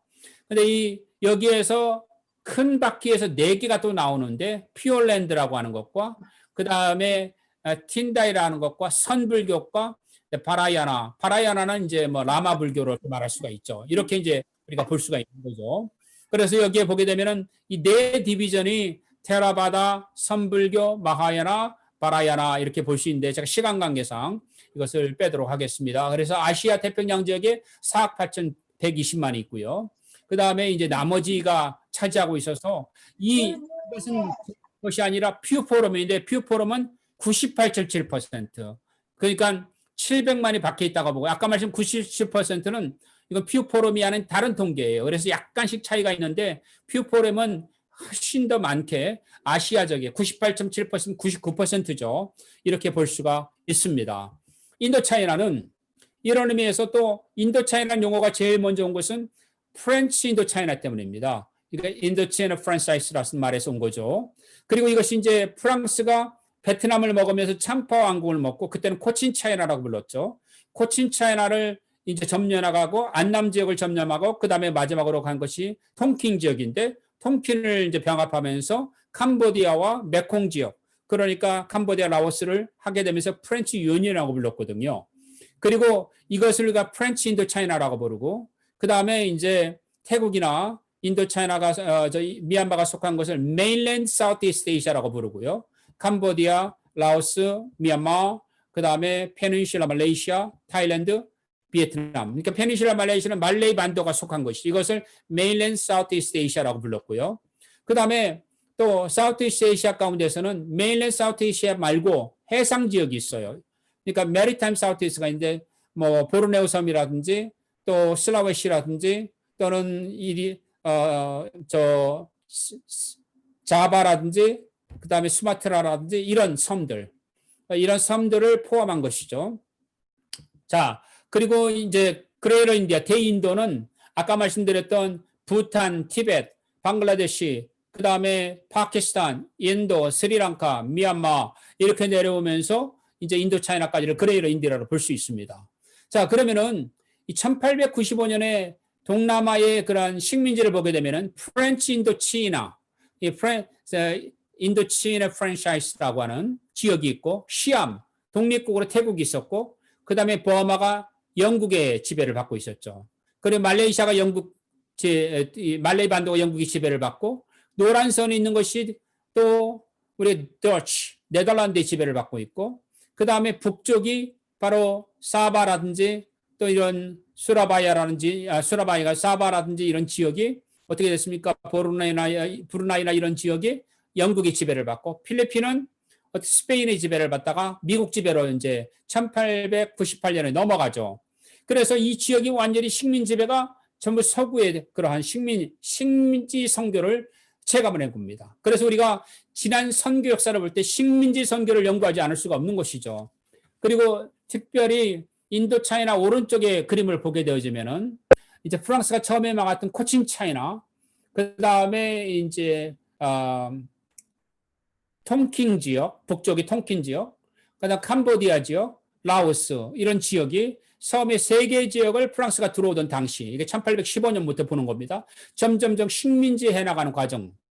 그 다음에 이제 동인도 회사가 영국이 계속 이제 북쪽 지역을 지배하면서 이제 미얀마를 삼키는 지역들. 그 다음에 이제 네덜란드가 점점 포르투갈로부터 빼앗아가는 광경들, 이런 것들을 여러분들이 보면서 식민지 성격이 얼마나 깊었는지를 볼 수 있습니다. 그레이터 인디아는 보시는 것처럼 이제 작은 의미에서 그레이터 인디아는 이제 인도네시아까지를 포함하고 있고요. 좀 더 큰 의미는 필리핀까지도 포함할 수가 있고요. 이쪽 지역의 특징들은 정치적으로, 문화적으로 이미 BC 500년부터 무려 2500년 동안 힌두의 불교라든지 힌두 사원이라든지 힌두 우주관이라든지 세계관이라든지 힌두 가치관이라든지 이런 것들이 뿌리 깊게 뭐 앙코르와트 유적이라든지 인도네시아에 있는 그런 힌두 사원들이라든지 말레이 반도에 있는 힌두 사원들이라든지 보면 어마어마하죠. 이러한 것들을 우리가 볼 수가 있고요. 프랑스가 와서 푸난과 그 다음에 이제 첸라 또는 참파, 크메르 지역을 세획을 했던 것을 볼 수가 있습니다. 그래서 이제 첸라는 푸난, 첸라, 참파 이 세 개 지역을 프랑스가 먼저 지배하면서 프렌치 인도차이나가 생겼고, 이 지역에는 크메르 주권이었고 참파 왕국으로 있었던 거죠. 자, 이 지역이 참파 왕국이 있었던 곳이 왜 제가 이 그림을 그래 참파가 점점 커졌는데 이제 7세기부터 18세기까지 존재했거든요. 그래서 프랑스가 참파 왕국을 통해 들어왔는데 나중에 이제 코친 차이나까지 먹게 되죠. 그런데 이 지역이 왜냐면은 인도로부터 해상 무역로로 여전히 2500년간 교제를 하고 있었고, 인도의 왕자였던 난디 바르만 2세가 이 참파 왕국을 건설해서 두 개의 왕국이 있었다고 하는 것이 2020년 고고학 유물 결과로 똑같은 유물들이 발표되면서 지금 세계 학계의 주목을 받고 있습니다. 그래서 이제 인도에서는 이 참파 왕국의 이름을 이제 제 발음이 틀리더라도 이해해 주시는데 공갈리 콘다, 콜라푸람, 그 다음에 나가파티남이라고 불렀대요. 근데 이것이 사실은 참파 왕국과 같은 왕국이었다. 이렇게 지금의 고고학자들 2020년 올해 발견된 고고학적 발표로 해서 그렇게 말을 하고 있습니다. 자, 그러므로 인도의 그러한 영향권, 그 다음에 중국의 영향권, 그래서 인도 차이나 이것을 통해서 인도 차이나의 지역은 발칸반도가 50만 평방킬로미터고 그 다음에 스페인과 포르투갈에 있는 곳이 58만 평방킬로미터인데 인도차이나는 200만 평방킬로미터니까 발칸 반도의 무려 4배가 됩니다. 그러면 인도차이나는 얼마나 크기가 될까? 이 땅덩어리가. 놀랍게도 인도차이나는 유럽의 사이즈와 똑같습니다. 그래서 인도차이나는 결코 작지 않습니다. 인도차이나의 인구는 얼마나 될까요? 아까 제가 말씀드린 것처럼 2억이나 훨씬 넘는다고 말씀드렸죠. 제가 가지고 있는 볼표는 2억 3,876만 2,468. 이제 현재 통계를 제가 다 합친 건데 아마 내일부터 달라질 겁니다. 그런데 인도의 영향을 우리가 무시할 수가 없다. 지금까지도. 우리는 나가리란 말 많이 들어보셨습니다. 나가리란 말은 뭡니까? 지금의 캄보디아나 라오스나 태국이나 보면은 그 동남아의 언어를 만드는 기본 언어의 시초 언어죠. 대방 또는 데바나가리라고 부르는데요. 이 데바나가리 같은 경우는 고대 브라미 스크립트로서 1세기부터 4세기까지 기본으로 있다가 7세기에 아주 이제 정교화되면서 아주 보편적으로 쓰였는데 이것이 바로 뭡니까? 산스크리트의 아주 원형이 되는 거죠. 그러니까 고대 브라민이 썼던 원형 계급인데 이거를 이제 시나틱 원형 랭귀지라고 그러고 나중에 이것이 이제 브라미 원어로 됐다가 이제 굽탕 원어로 변형했다가 시탐으로 바뀌었다가 시탐이 나가리가 된 거죠. 이 나가리가 데바나가리예요. 데바나가리가 지금 캄보디아나 또는 라오스나 태국에 쓰는 언어의 원형입니다. 그래서 이 데바나가리를 중심으로 해서 모든 단어들, 어휘들을 보면 힌두어들이 어마어마하게 들어가 있습니다. 두 번째로는 우리가 보게 되면은 산스크리트의 영향이 굉장히 크죠. 그러니까 데바나가리와 산스크리트가 같이 굉장히 영향을 미친 거죠. 그리고 산스크리트로 쓴 고전이 있는데 그것이 뭐냐면 마하바라타예요. 이 마하바라타는 산스크리트로 쓴 그 두 개의 대서서식 가운데 하나입니다. 너무너무 유용해요. 산스크리트로 쓴 두 개의 대서서식 가운데 하나는 라마야나고 또 하나는 마하라바타거든요. 태국의 왕궁에 가면 라마야나의 일대기를 왕자가 전 세계를 일주하면서 겪었던 어마어마한 일들이잖아요. 신비적이고 초자연적인 일들까지. 이걸 쓴 대서사시를 그림으로 이렇게 그려놨잖아요.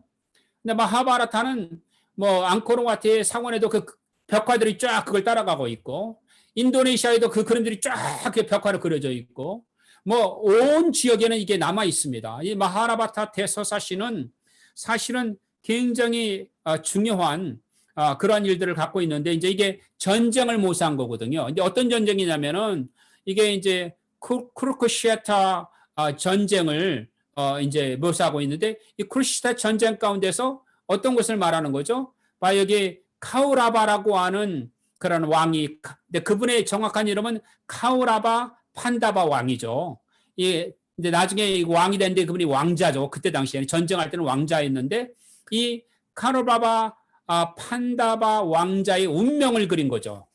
대전쟁 서사시라고 할 수가 있죠. 이게 지금 뭐 사람들에게 이야기하면 밤이나 낮이나 얘기하는 거 아닙니까? 그래서 라마야나에서 마하라바타가 굉장히 중요한 그런 것인데 예를 들어서 라마야나 같은 경우는 이제 힌두에는 이제 이시하사로 이제 알려져 있는데 이게 이제 라마라고 하는 왕자가 일생을 그가 이제 코살 왕국에서 나와가지고 왕궁을 떠나서 전 세계를 일주하면서 이제 했던 그런 것인데 이것을 일리아드와 호모의 일리아드와 오디세이에서 이제 그 나레이션을 하는 것처럼 이제 이게 마하리심 발미키가 이제 나레이션을 하는 거죠. 이 라마의 일생을 말해주는 거죠. 그러니까 라마나야와 마하바라타가 이게 깊숙이 들어가 있어 아직까지도요.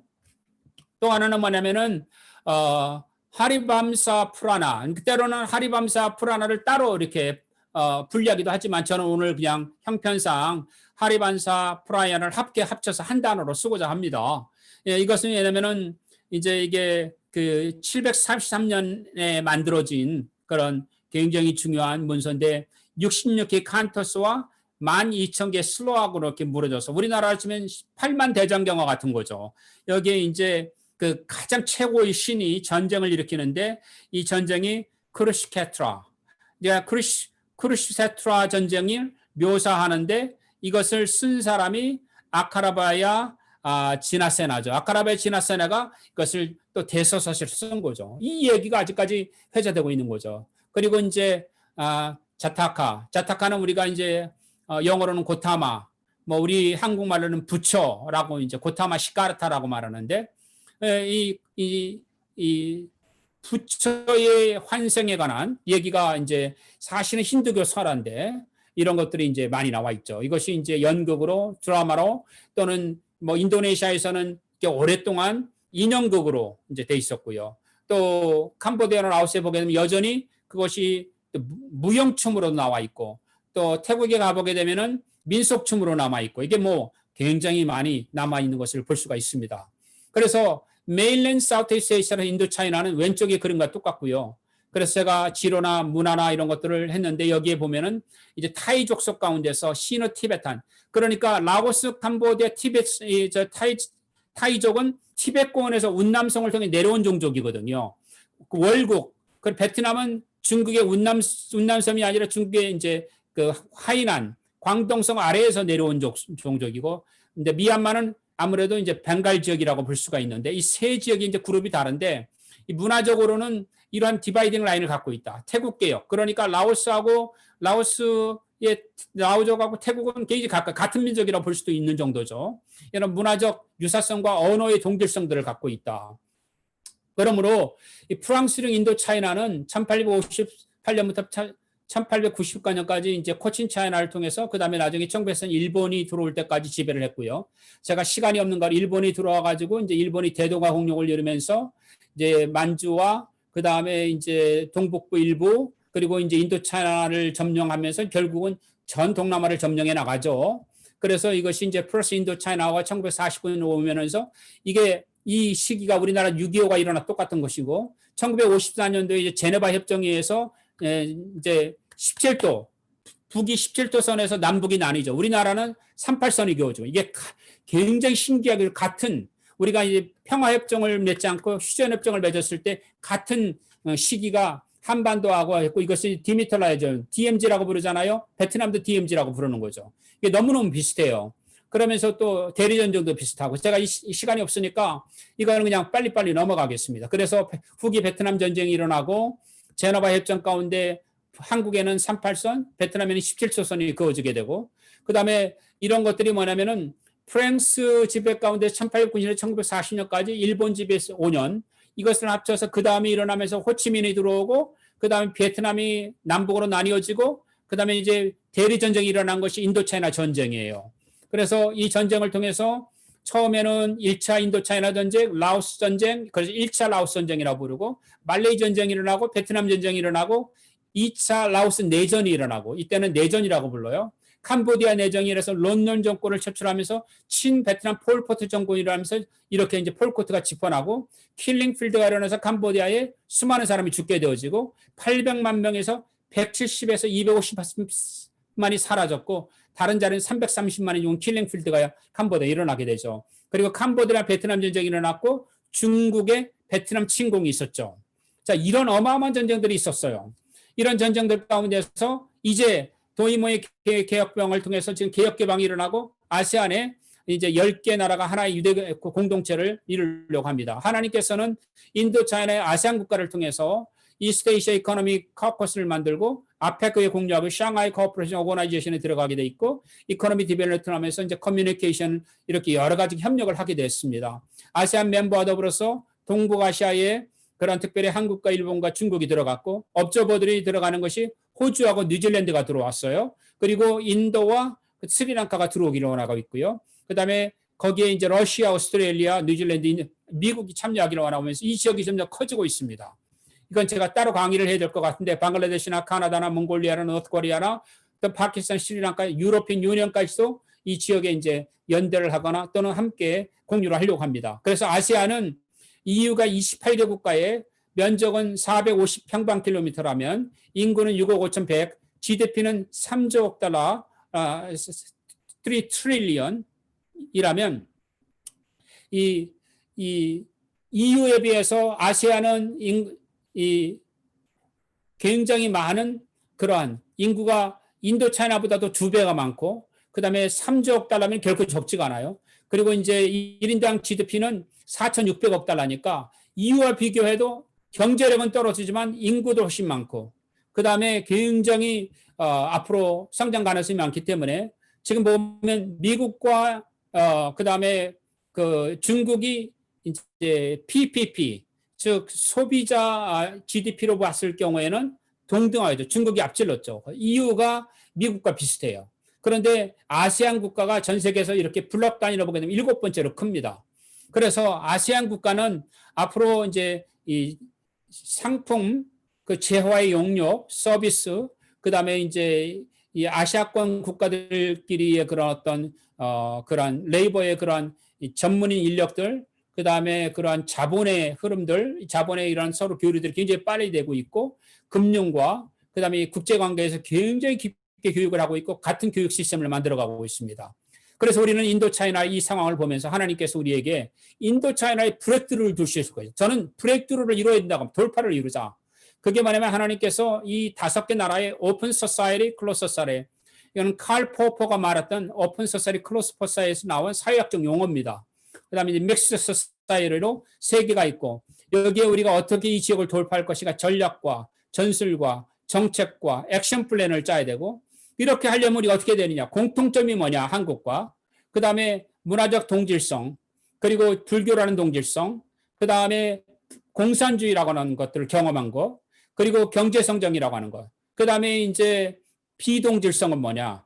이제 피플 그룹이 다르죠. 그 다음에 내셔널 아이덴티티가 다르죠. 그 다음에 불교의 브랜치가 다르죠. 그러나 큰 줄기에서는 또 커머널리티가 더 크다는 거죠. 공통점이. 그래서 이런 의미에서 인도 차이나 선교를 우리가 어떻게 생각하느냐. 이전에 있었던 미얀마는 불교권에서의 사역이지만은 영국 식민지 선교를 연구해야 되고, 그 다음에 베트남, 캄보디아, 라오스는 프랑스 식민지 선교를 연구해야 되고, 그 다음에 수많은 사람들이 뭐 시암 미션, 아프리카 인랜드 미션, 그 다음에 차이나 인랜드 미션이 세워질 때 시암 미션이 가장 오래 생긴 선교 사역 가운데 하나거든요. 그러니까 시암이 옛날에 태국의 이름으로 시암 미션인데 세계를 그 선교 역사를 총체적으로 볼 필요가 있다. 그리고 여기에 이들이 했던 공통점을 찾아보니까 문명 선교를 했고, 그 다음에 상업 선교를 했고, 그러니까 돈을 벌게 선교를 했던 거죠. 그 다음에 복음화가 아니고 그냥 문명의 길들여서 기독교화를 했던 거죠. 근데 안 됐죠. 그래서 이 실패ውን 우리가 연구할 필요가 있다. 그러면 인도 차이나의 선교 타입은 뭐냐? 첫 번째는 자유롭게 선교하는 지역이 있다. 태국이죠. 그 다음에 지금 충돌 가운데 충돌 지역이 있어요. 그 다음에 이제 이데올로기에 컨트롤된, 그러니까 이념적으로 공산주의 완전히 통제된 사회가 있어요. 마지막으로는 통제가 되지만 일부를 완전히 풀어준 이 4개 지역이 공존하고 있습니다. 이것을 제가 이제 오른쪽으로 사회학적으로 나누면은 오픈 소사이티는 태국이고 프리예요. 그 다음에 트랜지셔널, 지금 이게 이제 움직이고 있는데 지금 이 진행형인 오픈 소사이티는 미얀마예요. 계속 개방 쪽으로 가고 있다는 뜻이죠. 그 다음에 완전히 지금 닫혀진 사회로서 통제하고 있는 게 라오스예요. 그 다음에 이제 리미티드 오픈 소사이티, 그러니까 제한적으로 올려주고 있지만 베트남의 캄보디아는 경제나 종교는 자유롭게 열어주고 공산주의는 끝까지 지키는 제한적인 오픈 소사이티를 구가하고 있는데, 좌측에 보면 코익이스트 공존하는 형, 이데올로기 컨트롤, 컨플릭트 프리하고 이렇게 맞물립니다. 그래서 우리가 인도 차이나 선교 전략을 구가할 때 자유로운 국가에는 태국은 마음껏 선교하는 거죠. 근데 태국 돌파는 놀랍게 일어날 것입니다. 아까도 말씀드렸지만 태국 교회가 지금 성장하고 있고 부흥하고 있습니다. 부흥 안 하는 것만 보니까 태국이 안 움직이는지 알지만 태국은 이제 무르익었습니다. 그 다음에 그래서 근데 여기 무르익은 게 뭐냐면은 중국인들, 태국에 있는 중국인들에게 집중돼 있거나 또는 카렌족이나 지나치게 산족들 중심으로 되어 있습니다. 이것을 이제는 어떻게 됩니까? 태국 불교도들에게 우리가 이제 가야 되는 거고요. 미얀마도 굉장히 부흥하는, 가장 이 지역에서 복음화가 제일 높은 지역이죠. 미얀마는 뭐 말할 것도 없이 복음화가 높은 지역입니다. 근데 그것이 뭐 샨이라든지 또 모은족이라든지 또 카렌이라든지 또는 카친이라든지 또는 친이라든지 이런 지역에 몰려 있는 거예요. 그러니까 소수 부족에 마이너리티에 너무 몰려 있다는 게 문제입니다. 그래서 이제 이것이 마이너리티 그룹과 버마족과의 그러한 대적 관계, 그리고 이 뗄래 뗄 수 없는, 그래서 버마족은 소수 부족을 아주 낮은 계급으로 취급하고, 그 낮은 계급이나 믿는 종교가 기독교인 것으로 이제 치부를 하고 있고, 이런 몬, 샨, 카렌, 라후, 리수, 친, 카친 이런 부족들이 어떤 지역은 50%, 카친은 90% 복음화가 됐는데, 이런 부족들은 버마족들이 꼼짝을 못하는 거죠. 이걸 깨야만 합니다. 그래서 그들을 선교자원으로 사용해야만 합니다. 라오스는 완전히 통제하는데 통제할수록 부흥이 일어납니다. 신기하죠? 그래서 여기에는 초자연적인 성장과 부흥이 일어나고 있습니다. 그리고 공존하는 지역이 있어요. 공산주의라든지 이런 것도 꽉 잡고 있고 완전히 중국식 계획 가방이죠. 그 다음에 이런 이 코이기제스 공존하는 형의 베트남이나 캄보디아는 이제 우리가 뭐냐면은 이 수평적 이동은 없어요. 그런데 예를 들어서 흐몽족이라든지 이런 것은 막 부흥이 일어나고 있거든. 이것을 이제 전방위적으로 부흥을 일으킬 필요가 있습니다. 그 다음에 그러니까 부족 선교 지역에만 부흥이 일어나고 전혀 베트남 전체에는 또는 캄보디아 전체에는 영향을 못 미치는 것이 이제는 바뀌어야 될 줄 믿습니다. 그래서 우리가 미션 타입이 달라져야 된다. 프리 타입에서는 어떻게 선교를 해야 되느냐? 이 세속화돼 있고 이들은 이제 이슬람권에서는 세속주의적 칼리페이트를 꿈꾸고 있고 샤리아를 해나가고 있고 그다음에 종교의 자유를 구가하는 것이 태국이 그런 거죠. 그리고 서구화를 꿈꾸고 있고 그다음에 여기에 보게 되는데 인도 차이나에서도 이 프리 타입이 적응이 되는 태국이 그래요. 그러니까 터키를 마음껏 열어놔 터키는 복음화가 더 안 되고 있습니다. 복음화 전략이 문제인 거죠. 전술의 문제가 아닙니다. 정책의 문제가 뱀이 틀린 게 아니죠. 전략이 없었기 때문입니다. 전략을 세울 때가 된 것이죠. 이따가 전략에 대해서 말씀을 드리고자 합니다. 그 충돌령 지역에서는 어떻게 해야 되느냐? 나이제리아라든지 가나라든지 이것은 모슬림과 기독교가 맨날 충돌하고 수단, 남수단, 북수단 그렇죠. 지금 나라가 바뀌어버렸습니다. 인도차이나도 그런 지역이 있어요. 말레이 반도의 이슬람과 불교들과의 충돌이 있습니다. 그다음 로힝아족과 그다음 불교들 충돌이 미얀마에 있습니다. 이런 것들은 뭐냐면은 그 대다수의 불교도들과 남부의 모슬렘들 또 미얀마 같은 경우는 모슬렘들과 불교들과의 충돌입니다. 로힝아. 근데 이것도 영국이 대영도의 대영 제국 때 로힝아 부족을 방글라 지역에서 벵갈 지역에서 이 강제 이주를 시켜 생긴 문제들이거든요. 그래서 이런 문제들이 이 충돌령 지역은 뭐냐면은 굉장히 중요한 또 선교의 전략적 그러한 돌파가 가능한 지역이기도 합니다. 그래서 이런 지역이 어떻게 선교가 돌파가 되면 니카라구아라든지 아라비아 반도라든지 아르메니아라든지 인도네시아, 타일랜드, 이집트 뭐 이렇게 보게 되면은 이 지역은 놀랍게 부흥이 일어나요. 그러니까 인도네시아 이 모슬렘 지역이 부흥이 일어나고 이집트의 부흥이 일어나고 보면은 그 지역이 뭐냐면 소수 기독교인을 통해 일어난 부흥이에요. 그래서 이 부흥을 우리가 연구하면 충분히 태국이나 미얀마에 어마어마한 부흥이 가능하다는 것을 보게 되어집니다. 그리고 이념적으로 통제된 사회를 할지라도 이념적으로 완전히 통제된 사회가 쿠바라든지 벨라루스예요. 이란이 그렇습니다. 그리고 리비아가 그렇습니다. 아프가니스탄이 그렇습니다.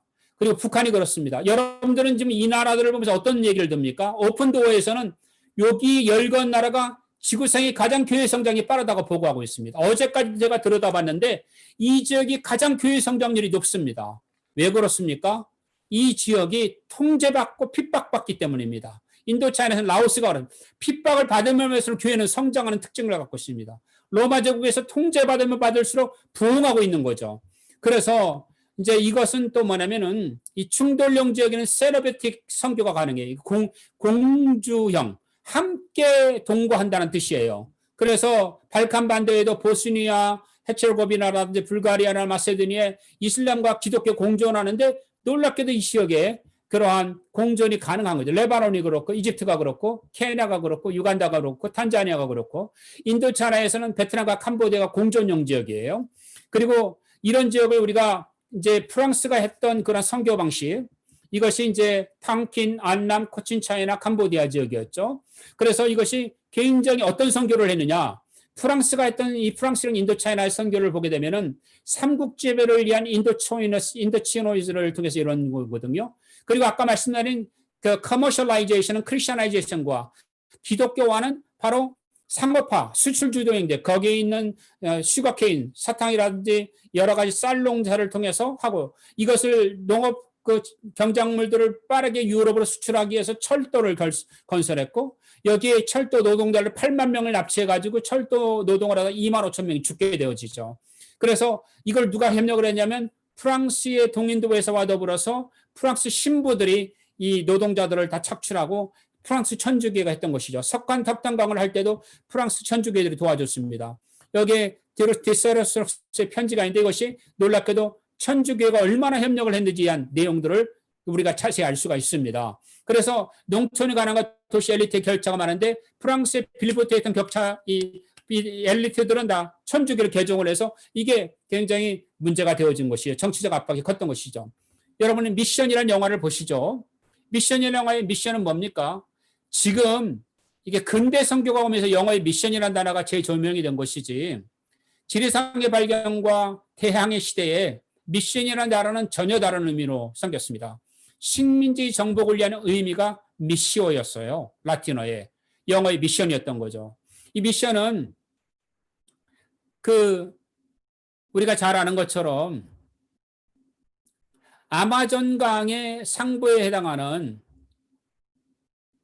세계 최대 호수였던 이구아나 폭포를 중심으로 한 부족민의 얘기를 들고 있죠. 여기는 예수의 선교회가 들어오면서 그들을 노예화하는 과정을 본 그러한 파블로라는 사람의 얘기를 통해서 나오죠. 거기 신부로. 그래서 여기의 얘기는 뭐냐면은 이 미션, 여기 미션이라는 뜻은 뭐냐면은 거기 보시면은 그 부족들과 함께 거기 올라가 가지고 신부들이 악기를 만들고 바이올린을 가르치고 하잖아요. 그게 미션이에요.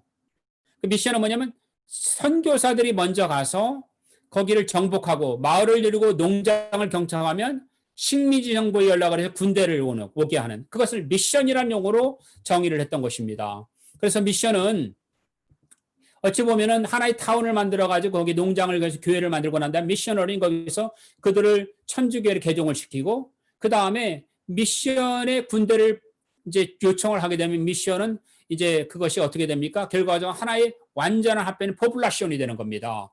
그리고 그 옆에 있는 스페인의 그러한 기지에서는 포트에서는 그러한 뭐냐면 프리시디어라고 하는데 스페인 정복자들이 기다리고 있다가 미션, 스페니시 미션에 군대를 하게 되면은 이것이 이제 완벽한 합작이 되는 거죠. 그래서 이런 것들을 보면 미션은 1820년 보실 때 프랑스가 이러한 방식으로 했던 것이죠. 이 베트남 선교는 이러한 방식 때문에 중국의 무료 지배를 1000년 동안 지배를 받죠. 1100년. 포르투갈 선교사가 오고 프랑스 선교사, 화란 선교사, 티엔트리 황제가 선교사를 추방하고 1847년에 프랑스 캄보디아, 라오스 식민 지배가 있어 코친 차이나를 침략하면서 통칭과 안남 지배를 지어야 하는데 이게 미션, 아까 말했던 제가 이런 미션 지배를 했던 거죠. 그래서 베트남 선교를 보게 되면 다낭으로부터 로버트 제프로라고 하는 크리스천 미션 얼라이언스 1911년에 왔고 이후에 100명의 선교사들이 안남 지역을 소유를 하게 되고 그 다음에 1967년대 통계하면 15만 명의 크리스천들이 당시 남베트남 인구의 1% 가장 놀라운 부흥이 있었죠. 그래도. 그래서 프랑스 개혁교회라든지 영국 성공회라든지 크리스천 미션 얼라이언스라든지 침례교회라든지 처치 오브 크라이스트라든지 웩스 선교부가 굉장히 활발하게 있다가 베트남 전쟁 때문에 교회가 완전히 다 크리스천들은 전부 다 도망가 버리게 되죠. 북베트남이 1200명이니까 거의 참담한 상황이죠. 인구 8900만 가운데 불교가 4600, 가장 세속화되어 있다. 이보다 작게 말하기도 합니다. 기독교가 830만 명, 왜냐하면 천주교가 많기 때문이죠. 개신교회가 110만이기 때문에 아시아 평균치에 올라가지 못합니다. 천주교 680만인데 우리는 천주교의 재보고마 그 다음에 개신교회를 완전히 힘있게 하고 비종교 2천만을 봅니다. 무슬림은 그만입니다. 그래서 베트남은 우리가 하나님께서 예수 그리스도의 복음을 이 전체의 전쟁을 통해서 상처받은 것들을 치유하는 역사가 있어야 되고요. 지금 복음화율이 다 합쳐도 2.4%를 넘지 못하고 있는데 우리가 여기 언리치드 피플 그룹이 118개 가운데 67개가 베트남에 있습니다. 그래서 그중에 이제 하우하와라든지 카오다이라든지 이런 지역들이 굉장히 이제 큰 지역 가운데 하나고 여러분들은 아시겠지만은 흐몽족, 타이, 몽, 그다음에 크메르, 눅 이런 사람들이 특별히 이제 흐몽하고 그다음에 모옹족들이 복음화가 가장 많이 되고 있고요. 그래서 우리가 앞으로는 전반적으로 복음화 전략을 해야 되는데 베트남 교회 통계가 조금씩 다른 이유가 뭐냐면은 이게 정부 통계는 50만을 갖고 있는데 자치 통계는 160만을 갖고 있어요. 지금 또 달라지고 있어요. 그것은 뭐냐면은 1963년에 바로 더 ECBN이 형성이 됐는데 베트남 북베트남 복음주의 협의회가 설립이 되고 남복음주의 협의회가 이제 성립이 되면서 지난 10년 동안 600% 성장이 일어났죠. 근데 베트남 교회 성장 원인은 바로 이 흐몽족, 그다음에 자우족, 타이족, 그다음에 이제 이 중부에 있는 하일랜드에는 에데, 자라이, 바나르, 코족에만 부흥이라는 그러니까 아주 극소수의 마이너리티에만 일어났던 것이죠. 자, 그러면 베트남 선교 돌파를 어떻게 해야 되느냐? 베트남의 새로운 부흥이 도래할 것을 우리가 믿는 꿈을, 비전을 가져야만 합니다. 하나님께서 세 지역에 바로 북부 지역, 통킨, 안남, 카친 지역, 이 지역을 세 지역에 중점 사역을 하고 대도시 복음화 사역을 해야 되고, 그 다음에 소수부족에서 이제는 전체 베트남 사역을 해야 되고, 각 세계 연대와 연합 사역을 해야 되고, 산지부족, 흐몽, 킨부족의 국내 복음화를 지도로 교회에서 그들에게 선교사를 키워내야 합니다. 영적 돌파의 공산주의가 굉장히 강합니다. 이것을 돌파를 해야 되고, 서구 선교사들 연대해야 되고, 등록교회와 지하교회, 제가 눈이 나빠서 지하교회를 타이프를 잘못 쳤네요. 지하교회 연대 관계를 가져야 되고요. 복음주의 교회의 성장세가 지금 1970년 지금까지 600% 이상 되고 있어요. 이 지역을 계속 이끌어가야 되고, 리더십 개발과 신학 훈련이 굉장히 중요합니다. 베트남 디아스포라, 망명을 갔던 사람들이 제가 얼마나 많이 만나는지 뭐 이들이 지금 재복음화 사역을 하고 있습니다. 미국에 있는 베트남 사람들이 자기 조국에 와서 얼마나 많은 사역을 하고 있는지 모릅니다. 이제 베트남도 4차 산업 선교가 가능합니다. 그리고 한인 디아스포라 사역이 선교의 거점이 될 것입니다. 뱀의 전략적 시도를 해볼 필요가 있고, 그 다음에 한인들의 선교가 이제는 단기 선교에서 방문 선교로, 추방을 당해도 방문 선교로 바뀌면 어마어마한 시너지 효과를 이룰 것입니다.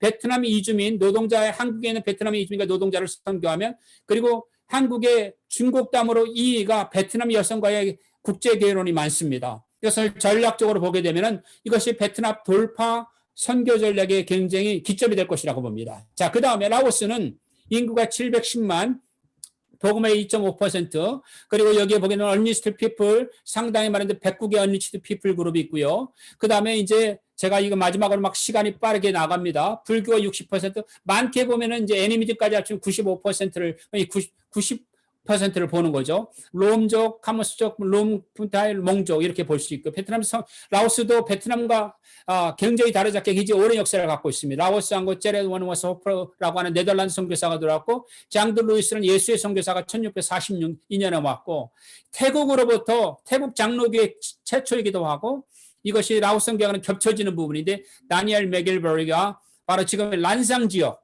치앙라이 지역에서 선교를 시작하죠. 그래서 다니엘 맥일베리 목사님의 선교하고도 이분은 또 한국교회 장로교회하고도 관계가 있어요. 다니엘 맥일베리는. 그래서 이게 라오스, 태국, 한국과의 관계가 많이 이어집니다. 프랑스 식민 지배가 있었고 1950년 독립하면서 1975년에 공산정부가 들어가면서 늦게 공산정부를 세웠지만 이념적으로 상당히 통제를 하고 있습니다. 나머지는 다 풀어주고 있죠. 그래서 공산정부 수립 후 대량 난민이 30만 명 발생했고 그중에 2만 명이 들어왔지만 미국 거주 라오스는 16만 4천 명이 되는데 이들이 또 굉장히 개신교율이 높아요. 그래서 지금 라오스에는 13억 2.26%도 보고 라모스 복음주의 교회가 1989년 이후에 400교회로 알려져 있고요. 1990년 40교회가 폐쇄됐고 18명이 구금됐고 목사들이 감옥에 가게 되고 목사 면직당하게 되고 이런 일들이 좀 많이 있습니다.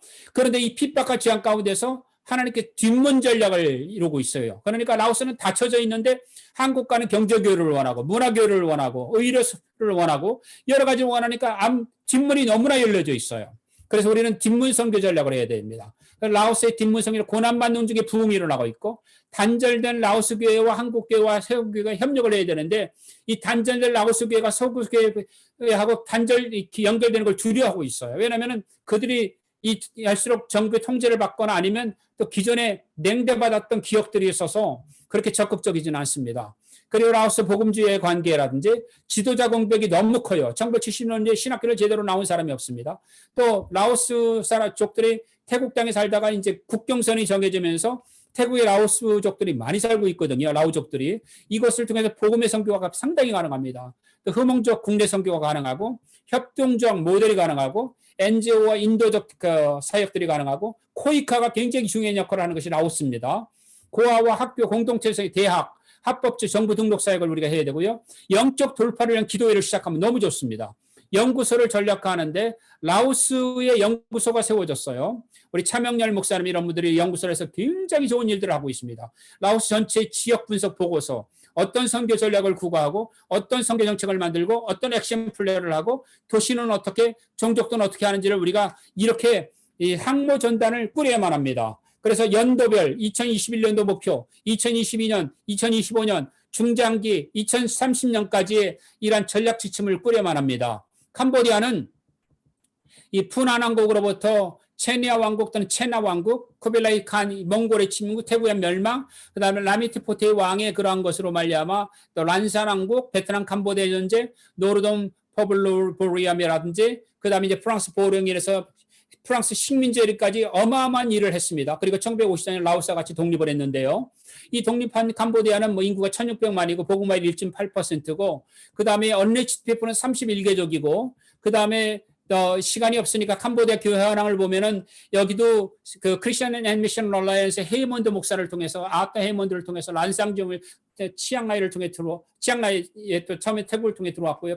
선교 공백이 아니 이거는 제가 이거 수정하겠습니다. 체이먼드 목사는 그 메콩 지역을 통해 들어왔습니다. 선교 공백 개신교율이 700만 추방당하기도 했고 선교사가 또 추방당하기도 했습니다. 한시적 선교 그다음 10,000명의 개신교에 있다가 킬링필드가 시작하면서 200명의 개신교에 생존을 했던 처참한 나라죠. 그리고 캄보디아 베트남 전쟁 발생 대량 난민이 발생하며 난민이 15만 명 발생이 됐고요. 1993년에 기독교 선교가 재기하면서 사실은 캄보디아는 부흥기에 있습니다. 그래서 불교가 1200만이지만 개신교가 22만이나 되는 어마어마한 그리고 2000개의 선교 공부가 지금 진행되고 있고 앞으로 계속해서 놀라운 부흥이 일어날 지역이라고 봅니다. 캄보디아 선교는 첫 번째 중복 지역, 중복 투자를 하지 말아야 됩니다. 똑같은 생각을 하지 말고 전략적 그런 투자를 해야 되고 경쟁주의를 제고해야 되고요. 연합과 협력이 좀 부족한 편입니다. 그 다음에 각계격파가 아닌 연대 사역을 해야 되고요. 교단 선교, 선교단체와 NGO가 유대 협력을 이루어야 되고요. 힐링필드의 치유 사역이 가능합니다. 정서적인 접근이 필요하고요. 영적인 혼돈과 어둠에 대한 도전을 이겨내야만 합니다. 토지 수탈에 대한 그 부정기가 너무 심해서 엘리트의 착복이 너무 심합니다. 이것을 정의의 실현이 필요하고요. 그 다음에 위험에 빠진 어린아이들, 청소년 문제, 특별히 굉장히 어린아이들의 그러니까 child labor,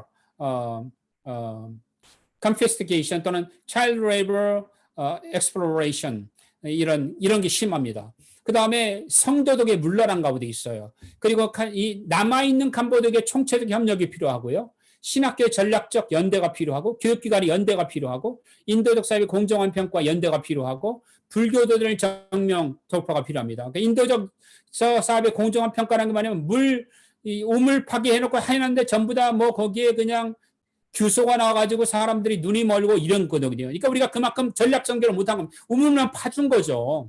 그러니까 이런 것들을 우리가 이제는 공정하게 해야 되는 그 불교들은 정면 돌파가 가능하다. 그 다음에 마지막으로 마지막 태국도 남아 있습니다. 5,390만 한국 인구가 비싸고 복음화율이 얼마나 높아요? 4.8%고요. 자, 시간이 없으니까 제가 빨리 나가겠습니다. 미얀마는 개신교가 무려 210만이 넘고요. 기독교가 454만 8%를 차지하고 있고요. 개신교회는 220만이 굉장히 높은 겁니다. 교회 숫자가 굉장히 많습니다. 16,754개. 근데 여기에 독립교회 포함해서 248만에 해당하는 전체 개신교회되고 복음주의 비율이 5%, 오순절교 2.1%, 주요 종족 가운데 카렌, 가친친, 그 다음에 카렌이, 그 다음에 라후, 나가 이런 족속들이 가장 복음화, 친 같은 경우는 인구의 90% 이상이 복음화가 된 지역이죠. 미얀마는 이러기 때문에 여기서 가장 많은 정부 산지족들의 부흥을 경험했던 곳이고요. 특별히 카친, 카렌, 추안, 몬 이런 지역 많이 부흥을 경험했던 지역이고 그 다음에 또 여기에 불교도들이 아직 전혀 복음의 폭로가 이제부터 열리고 있습니다. 그래서 우리 미얀마를 바라볼 때 어떤 선교 전략을 해야 되느냐. 이 지역을 우리가 하나님께서 미얀마의 많은 그러한 교회들 가운데서 소수 부족에서 불교도 법화적으로 이제 정면 돌파를 해야 돼요. 기독 교단들과 우리 협력하고 대도시 사역을 우리가 이제 예를 들어서 만달레이라든지 양곤이라든지 신수도 지역이라든지 이런 사역을 하고 지도력을 개발하고 민족주의 부흥에 대한 도정이 있어요. 그러니까 범화적 민족주의가 지금 군부를 통해서 지금 물론 군부가 나오고 이렇게 바뀌었지만은 이 민족주의 부흥에 대한 도전을 우리가 잘 응전을 해야 될 것 같고요. 소수부족과 버마족 간의 인종 간의 갈등, 로힝아 사태를 우리가 보고 있죠. 불교도 정면 동파 선교 전략 방안을 마련해야만 합니다. 그 난민 사역이 중요하고 한류와 단일 디아스포라 들어가고 있고 경제 협력과 뱀, 미디어 사역, 태국 같은 미얀마 사람들, 각국에 터든 미국에 온 사람들, 한국에 온 사람들 디아스포라 사역 하는데 굉장히 놀라운 재원들입니다. 소수부족의 정리화 사역이 필요하고요. 방글라데시, 인도, 태국 보고마 사역에 미얀마 사람이 사용되고 있습니다. 세계 선교동과 훈련 사역에 미얀마는 놀라운 나라입니다. 사립 선교의 모델 선교가 가능한 나라입니다. 자, 마지막으로 태국입니다. 태국은 인구가 6,500만으로 복음화율 가운데서 아직도 기독교가 74만 9천으로 1.1% 말하지만 개신교회는 0.48% 33만밖에 안 됩니다. 독립교회가 5만 4천밖에 안 되고 천주교가 훨씬 많죠. 그리고 이나마 이 개신교도 중국인 태국인들이 많습니다. 그래서 1820년에 칼 구출라프가 이 스코틀랜드, 그러니까 런던 미셔너리 소사이티, 런던 선교를 통해서 파송을 받아가지고 이 사람은 독일 루터란 선교사인데 런던 선교에 파송을 받아서 태국에 들어왔죠. 그래서 태국에 들어와가지고 이분이 대만도 선교하고 그 다음에 홍콩에도 선교했고 홍콩에는 구출라프 스트리트가 있고 그 다음에 중국에 선교했고 일본까지 선교를 하다가 만주로 가가지고 한문 선교를 통해서 이분이 선교를 했는데 이 구출라프가 선교한 걸 보면은 뭐 토마스 선교사보다 훨씬 빠르고요. 왜냐하면 우리나라에서 한문 성경을 가지고 한국인들에게 이제 선교한 것이 소위 말하면은 홍주 목사인 이민곤이라든지 또 수군 우후라고 하는 김철수라든지 이런 사람들을 한문 성경을 줘가지고 복음을 전했거든요. 이분 때문에 우리나라에 감자가 들어왔고 포도주를 만드는 법이 들어왔거든요. 주기도문을 한글로 번역한 분입니다. 이 해가 1832년이니까 굉장히 구칠라프 목사는 굉장히 중요한 분이죠. 근데 제가 시간이 없어서 이분에 대한 얘기는 뭐 빼겠습니다. 그래서 태국은 복음화율이 개신교의 복음화율이 아주 낮다. 그런데 태국 선교 전략은 태국에 좀 동요가 일어나고 지금 뭐 군부가 들고 군부 이 구태 때 아주 질색을 하고 있죠. 심지어 왕에게까지 도전을 하고 있어요. 변혁의 응절이 일어나고 있습니다. 지금 현재 이 시간에 중국인 중심 태국 교회가 태국인 중심으로 이제 변동을 해야 될 것 같고요. 이 처치 오브 크라이스트의 관계가 중요하고 태국 복음주의 협의회 이 두 개가 가장 중요한 두 줄기의 문제를 우리가 풀어야 될 것 같고요. 태국 교회의 계층 설립에 대한 균형이 필요하고 기독교 복음화 상황화 문화화에 대한 문제 그리고 태국 자국민 리더십의 부재를 태국 자국민 리더십을 키워주는 사역을 해야 되고 관광산업과 성도들의 물론 가운데서 한국이 굉장히 이 부분에 책임이 적지 않습니다. 태국 무슬림인 540만 선교를 해야 되고요. 메콩강 지역의 마이 생각의 부족민들 카렌족 이런 지역에 탈북민 사역에 굉장히 중요한 부분들이 있고 한국교회 진출과 태국 경제의 영광을 통해서 우리가 굉장히 많은 선교가 가능합니다. 한인 디아스포라, 뱀 선교, 교단 선교 단체들과 독립 사역들과의 복음화 사역의 이 내 교단 선교부, 내 선교단체 선교가 아니라 태국 복음화 선교 전략으로 가야 되고 연구소 및 전략문제센터를 통한 복음화 전략 및 정책 수립이 필요합니다. 영적 독파라는 집회화 선교가 필요하고요. 소수부족을 이제 태국 국내 복음화로 활용하는 방안을 해야 될 것 같습니다. 돌파에 그러면 이 5개 나라의 공통점이 뭐냐? 핍박이 있습니다. 제한적 접근이 있습니다. 그런데 기도운동이 일어나고 있고 정치적 격변을 다 겪고 있습니다. 이들은 불교란 이름으로 힌두교의 문화와 정령숭배와 여러 가지 혼합종교의 양상을 갖고 있습니다. 가난합니다. 정치적으로 공황 가운데, 정서로 공황 가운데, 영적으로 혼돈 가운데 있습니다. 가난한 마음이 되었습니다. 이제는 이들에게 복음이 들어갈 수 있습니다. 평양장대교회의 부흥은 참으로 암울했던 구한말에서 정말 우리나라가 아무런 빛이 없을 때 복음의 빛을 봤거든요. 이 5개 나라에는 복음의 빛이 분명히 올 줄 믿습니다. 역사상으로 벨라루스나 이란이나 니카라구아나 아라비아나 아르메니아나 인도네시아나 이집트나 미얀마나 라오스나 캄보디아나 베트남의 타일랜드에도 이런 부흥이 일어날 것입니다. 한국만이 가능한 인도차이나 선교는 어떤 것일까? 한국인의 영성입니다. 우리는 평양 장대교회로 새벽기도 운동을 하고 기도 영성을 갖고 있습니다. 코비드-19 때문에 선교사님들이 중보 기도 운동을 일으키고 있습니다. 우리는 기도해야만 합니다. 하나님께서 하늘의 문을 열어야만 합니다. 그리고 불교 영성을 깨뜨린 유일한 나라가 한국입니다. 그래서 대부흥을 이루었습니다. 평양 장대교회는 1907년도에 장대교회 부흥이 일어나고 1908년도에 서울 복음화 운동을 이뤘고 서울 복음화 운동을 통해서 1909년도에 개척부흥 운동이 일어났고 그것이 100만인 선교운동이라는 1910년에 100만인 선교운동으로 발전이 됐습니다. 그러니까 평양 장대교회는 그 원래 보면은 감리교 목사였던 찰스 하디의 1903년에 원산부흥이 기점이 됐고 1903년부터 1910년까지 그 적은 수식자가 큰 흐름 안에서 전략 선교를 했던 거죠. 그래서 불교도의 나라였던 우리나라를 깨트려 버렸습니다. 그리고 김중근 목사님 시대에 1910년대 돌파가 있었습니다. 불교를 깨트린 경험을 가지고 있습니다. 문화적으로 동질성을 갖고 있습니다. 인도차이나 대리되는 전쟁, 한국전쟁, 우리나라와 관계가 많습니다. 한국의 근대화 모델이 있습니다. 한류보국과 로마의 길이 열려졌습니다. 아세안 국가에 변혁의 경험을 하고 있습니다. 경제적으로, 정치적으로 총체적 변화와 변혁 우리나라가 겪었습니다. 이들에게 나눠줄 수가 있습니다. 서구 선교와 다른 차별화 선교를 한국교회가 할 수 있습니다.